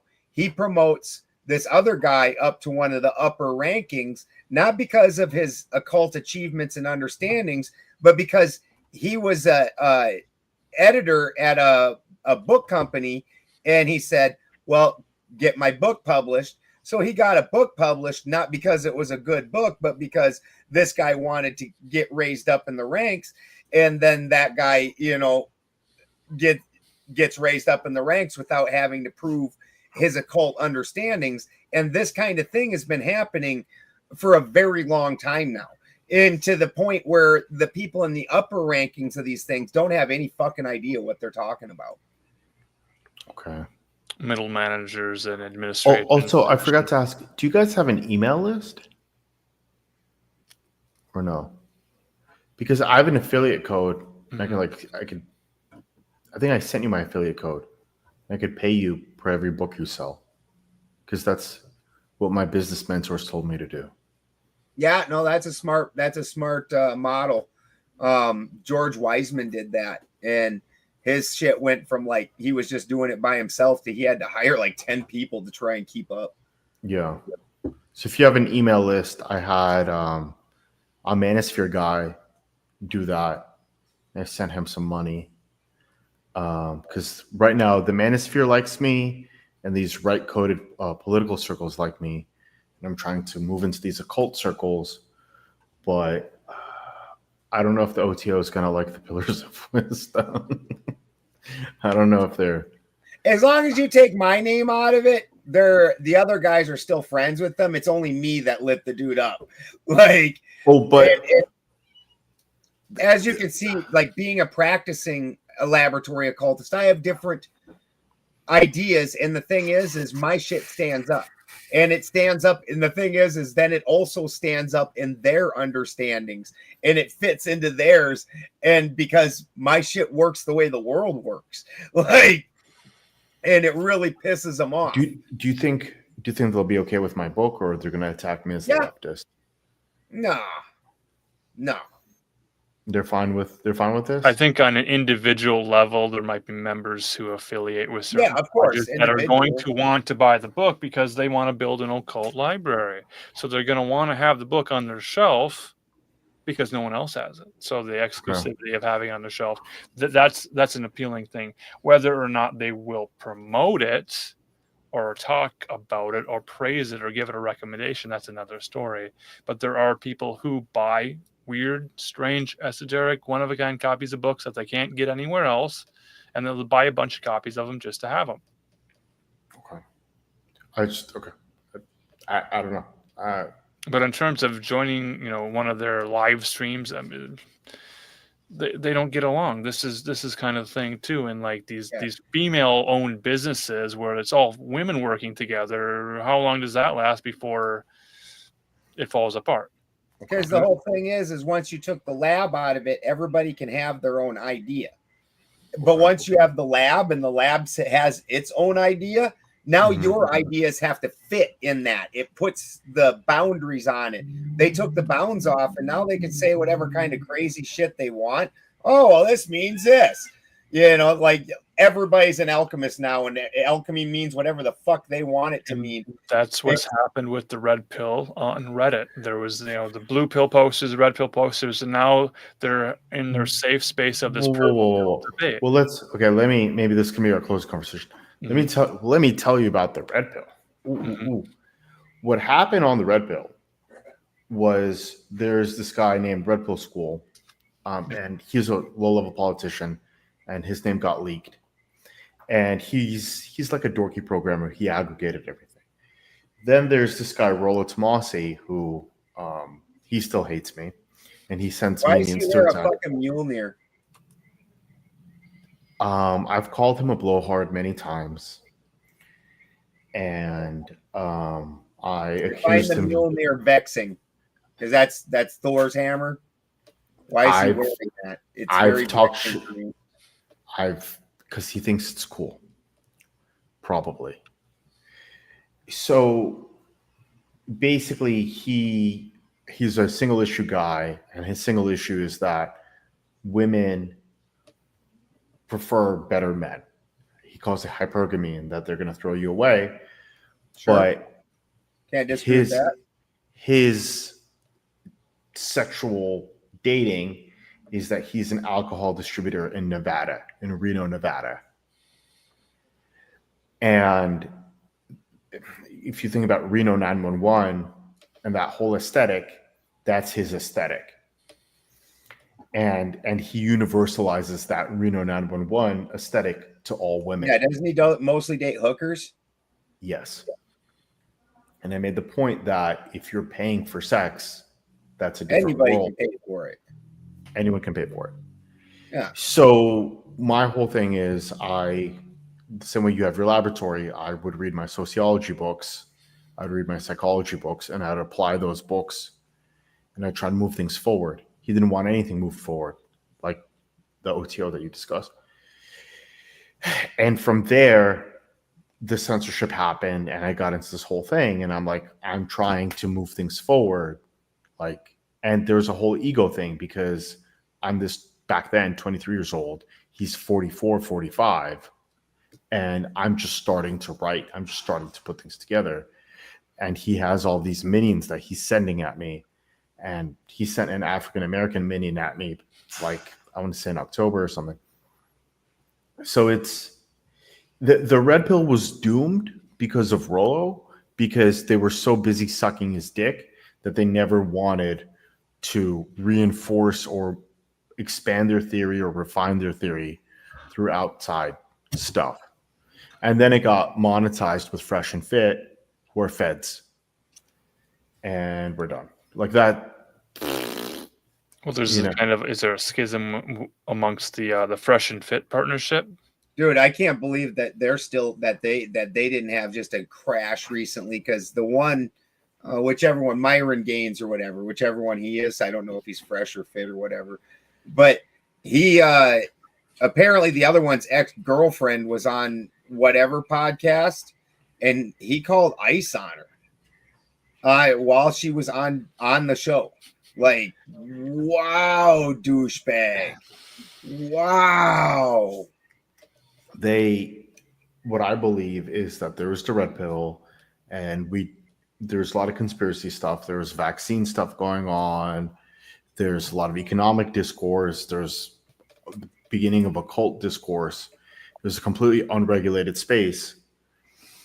And we were downregulated, and everything got funneled into Peterson and into Fresh and Fit, into these very dumbed down spaces. And then now I'm and the rest fighting. of us all went to like Rockfin and Rumble and shit. We got cut out of the main space. Right. Yeah. And I'm with this book, I'm trying to fight back into the center. And I think we have an opportunity to do that. And I think when the book format, we could sell a shit ton of books before they know what the fuck's happening, get onto everyone's bookshelves. And by the time they do know what's happening, I already sold a whole bunch of books and they can go fuck themselves. So I want you guys to get on that train, because I know you have some controversial things to say. And when the ban hammer comes down, you're already on everyone's bookshelves. Like this Yawkey was behind me. So I 100% agree with you that it's coming again. And this has been, they like to give this enough, they like to give you enough rope, so you can hang yourself, is what's going on. And they're in this transition, and they're letting everybody have the rope, because you notice anybody that pays attention starts noticing different censorships have already made their way in and are already doing their thing. I mean, fuck. Vandalizing a fucking a Tesla is now an act of terrorism. Really? Who gives a fuck about Teslas? Like, I mean, I think it's crazy that they want to vandalize them, and it's only directed at the Cybertruck. I mean, this is such a weird media nonsense. I heard thing. The Cybertruck is faulty. And they're horrible. They need them destroyed. Yeah. So that they can recoup the cost. They did that with the earliest electric car, where they put it out and then they took it back. there's a whole documentary years ago about who killed the electric car. Yeah. So it's the same thing, rhyming. It's not repeating, but it's rhyming. So it's very similar over and over again. And the noticers are seeing the pattern. And, we're at the end of history period where it's all coalescing into something, whether or not that happens, this year within our lifetimes, but we can see it on the horizon that something is coming along. Have you guys checked out Substack? Yep. Because Marcus does. I'm not very good with computery stuff. Like I've only had Starlink for like a year and a half. Before that, I didn't have no internet or nothing. Well, Substack, there's a lot of interesting writing. Yeah. And it's a really good place to meet people and figure out what they're reading. And sometimes you meet like deep, crazy people. And sometimes you meet like more moderate people. And it's a good exchange of ideas, and all the shit Redditors aren't there. So I've been mailing out a lot of books because of Substack, and I think this is a good place for you guys to refine your writing. You have these talks. You have your talks, you move it into writing, clean that up, boom, book. I have like a workflow, verbal, written book, so I guess that, I don't know. I love you guys. Thanks for having me on. Thanks for coming on, brother. Pillars of Wisdom. Pillars of Wisdom. Send me your address. I'll send you guys some books. It's in the private chat. If you didn't get a copy paste of that, I'll send it to your. Okay. Or can you just message it to me on Telegram? So send me those two. Send me those two addresses. Yep, I got it for you. And then I'll have my guy do that, because Balderson's the best, and I'd love for my book to be on this bookshelf. Steve's out there. It's a hell of a It's a hell of a library. I've got about at least I could fill half a dozen bookshelves at least. Okay. And I would definitely appreciate having it. It's Okay. I would like to read through it. Perfect. Well, thank you so much. Get me all that stuff. I'll have my guy send it tomorrow. What's your Telegram, brother? Hold on. My Telegram. Do you have a public Telegram that you're? I do have a public Telegram. It is. Hold on. It's well. You can refer me. Mm-hmm. It's my real middle name. Yeah, you have it, Marcus. You have his Telegram. Yeah. Just hook me up on that, Marcus. Yep. Send that over. I can also. Do you read PDFs? Because I have a whole PDF library. Nice. Yeah, of my occult books. So. Very good. Yeah, I said I haven't had the computer thing hasn't been my thing. I've got everything from I've got original Goetias before it was reprinted. Okay. I've got, you name it, like old crazy ass old books. I've got and some of them I don't know that a PDF I would even necessarily want, just depending on the book. Some books 100% I'd read a PDF. But like you take something like Dante's Inferno. Okay. I mean, most ideals of hell are based off of Dante's Inferno. And so one of the real advantages to this is just just like your book has fantastic artwork, and it really does. His book's got fantastic artwork, guys. But this has also got the fantastic plates in there, and going with the story and everything. And the thing is when you get them in the originals like this, people don't realize how many times they change things. And I'm not talking about just like crazy changes. What's up, Steve? Crazy changes like Peter Pan. The original Peter Pan, I like to also collect old fairy tales and things like that. And the old originals. And dude, they're dark. And like Peter Pan, the original Peter Pan's not a nice guy. He's a dude that just wants to be irresponsible, and he runs around killing people and shit. And then if you decide to become a responsible adult and you're like one of his people, he'll kill you too. Okay. Like there's no letting other people become adults. It's all about this entire infantilization that he tries to maintain, and nobody else can be let free of it, or else it breaks the whole thing. So he kills them. But anyways, I love having like the old books. Like look at that shit. Like this. Like, look at the symbolism. Yeah. This is Dante's Inferno. You know, like, look at this. And this is where most Christians actually got their ideals of hell from and things like that. But I've got all kinds of shit like this. And yeah, I'd love to have yours too. Amazing. Well, that's the most amazing compliment from me. Well, thank you so much. Tell your friends. Hopefully they'll buy a copy for me. I'll send you guys a copy because you helped me so much.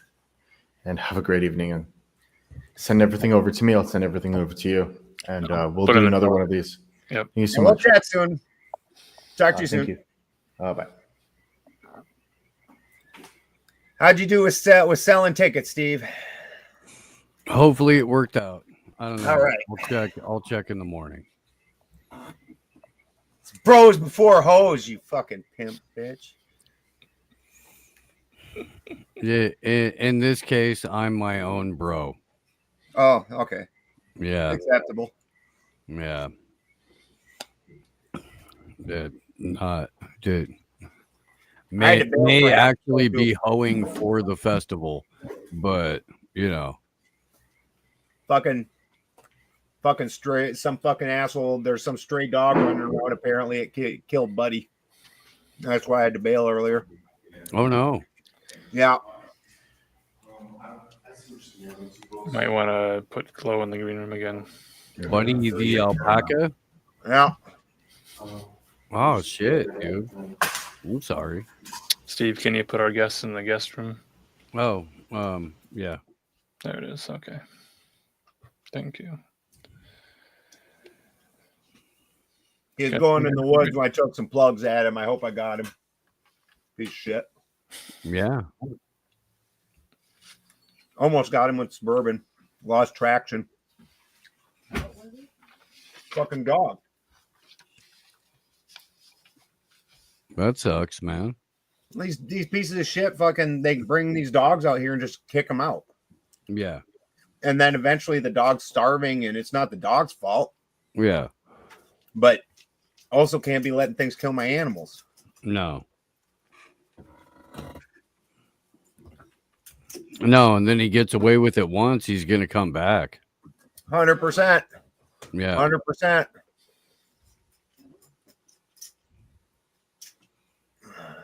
That's fucked up.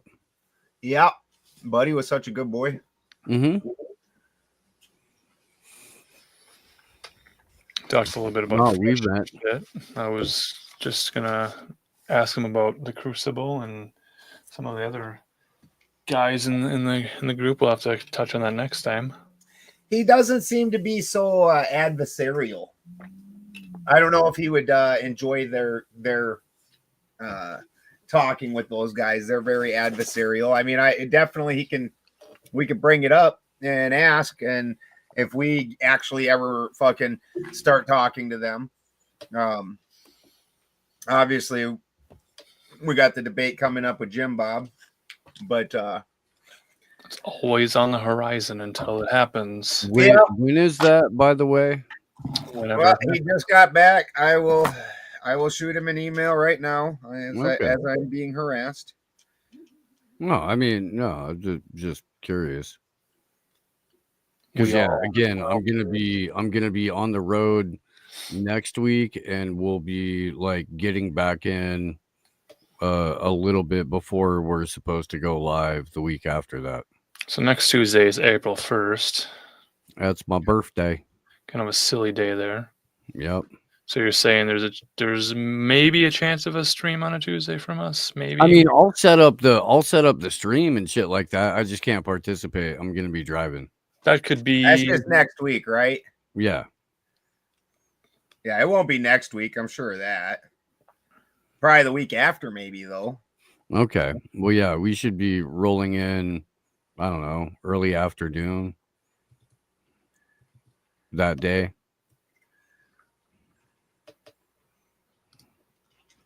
So what's that? The 8th?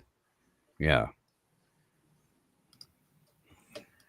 But no matter what, I'll be able to at least like set up a stream and, you know, connect a laptop to my hotspot and do all the setup stuff. Yeah. Although hopefully that's not the case for the Jim Bob debate, because we really need all three of us here for that one. But Well, hopefully it'll be the first. Our intention is to start relationships and build them over time, and have going. have conversations. Yeah. Oh, I mean, shit, dude. If GLO didn't mind coming back, you know. Oh yeah.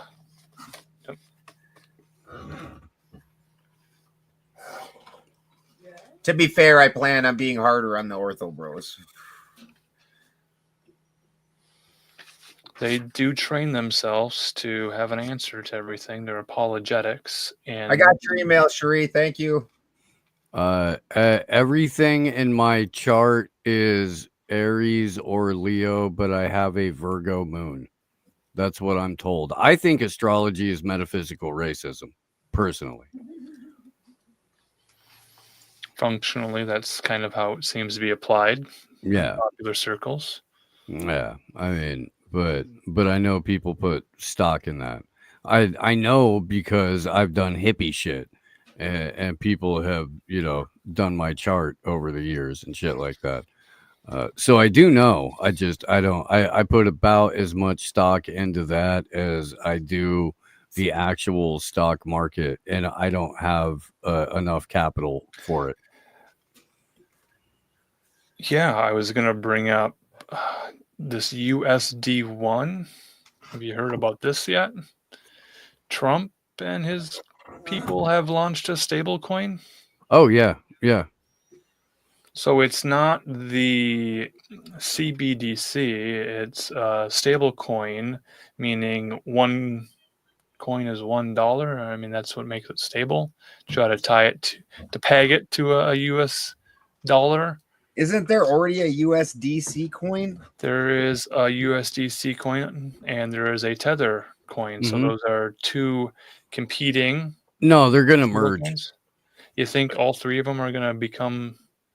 So, okay, Tether is going to merge with USDC, but the whole bait and switch, because we're in the bait and switch administration, the bait and switch is you're going to have seemingly competing coins and tokens that all process as a CBDC on the back end.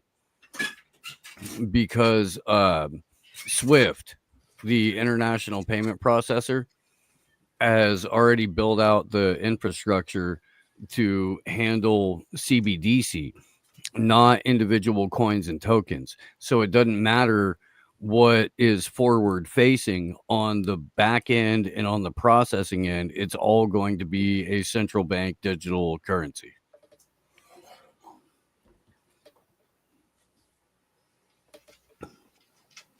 And you see, Trump and his kids all getting on board with various meme coins and stuff like that. There was Trump coin and Melania coin and all of this nonsense.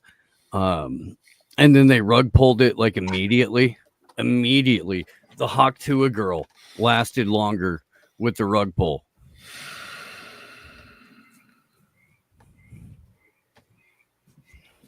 Yeah, very, very frustrating to watch all of this unfold. I agree, Astrid 1776. Yeah, there's plenty of parts in California where they accept all forms of green, whether it be backs or nugs. Green accepted. And then, the Real ID thing kicks in May of this year. Supposedly, they've kicked it down the road every year for a number of years. So There are we'll people see. who opted in immediately, and they'll probably be privileged passengers with the real ID. Everyone else will be second and third class citizens without it. I mean, you know, Like a Disney Fast Pass, you get to go through line faster. You're playing, you're participating, preferential treatment. Nug coin. That's great. That's great. Shit, why hasn't anybody done that yet? It's made a freaking NFT of a big, beautiful bud, called it Nug coin. That's a moneymaker. Michael, go forth and prosper with that. Do that.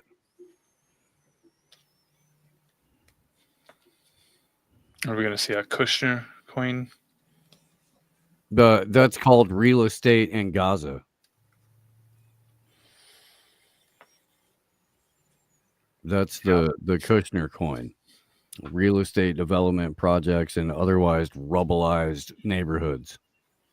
As soon as they can import all that Thai slave labor to clear it out and then rebuild it, because as we all know, Jews historically very anti-carpenter. Yeah. We talked a little bit about that while you were away. Yeah. Very anti-carpenter. The last one they found, they nailed to a cross. So ever since then, it's been Thai slave labor. Yeah. The Pharisees, the Sadducees, and the Nazarites. Kind of got some notes here. The cockstrong Samson on the no-fap. There's no fapping.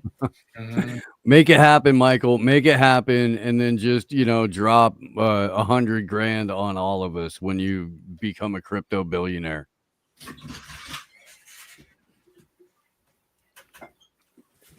$100,000 computer coins. Right? Crypto shekels. We love the crypto shekels. We do.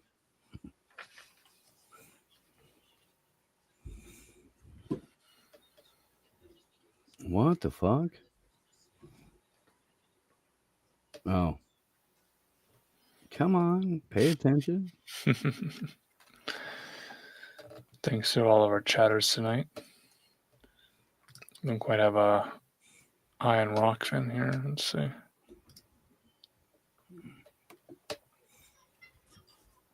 Rockfin chat was pretty dead. See Astrid 1776, Indie News. There's some chatters earlier. I don't know. I haven't made it a Rumble account. I put the Rumble app on my phone and saw there was a David Icke live interview stream, so I clicked on that for a while this afternoon. But there was a lot of advertisements on the app.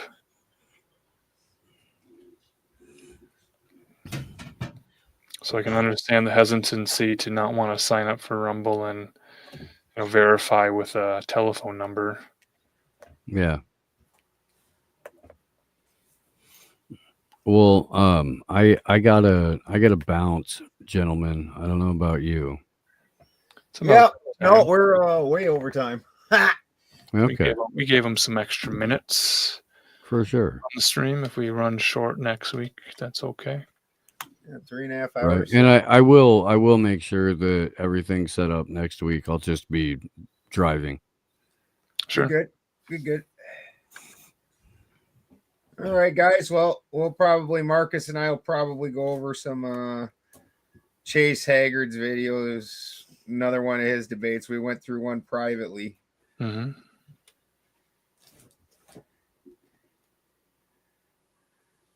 All right, kids.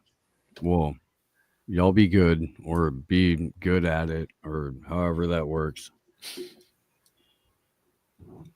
Behave yourself. See you next Tuesday.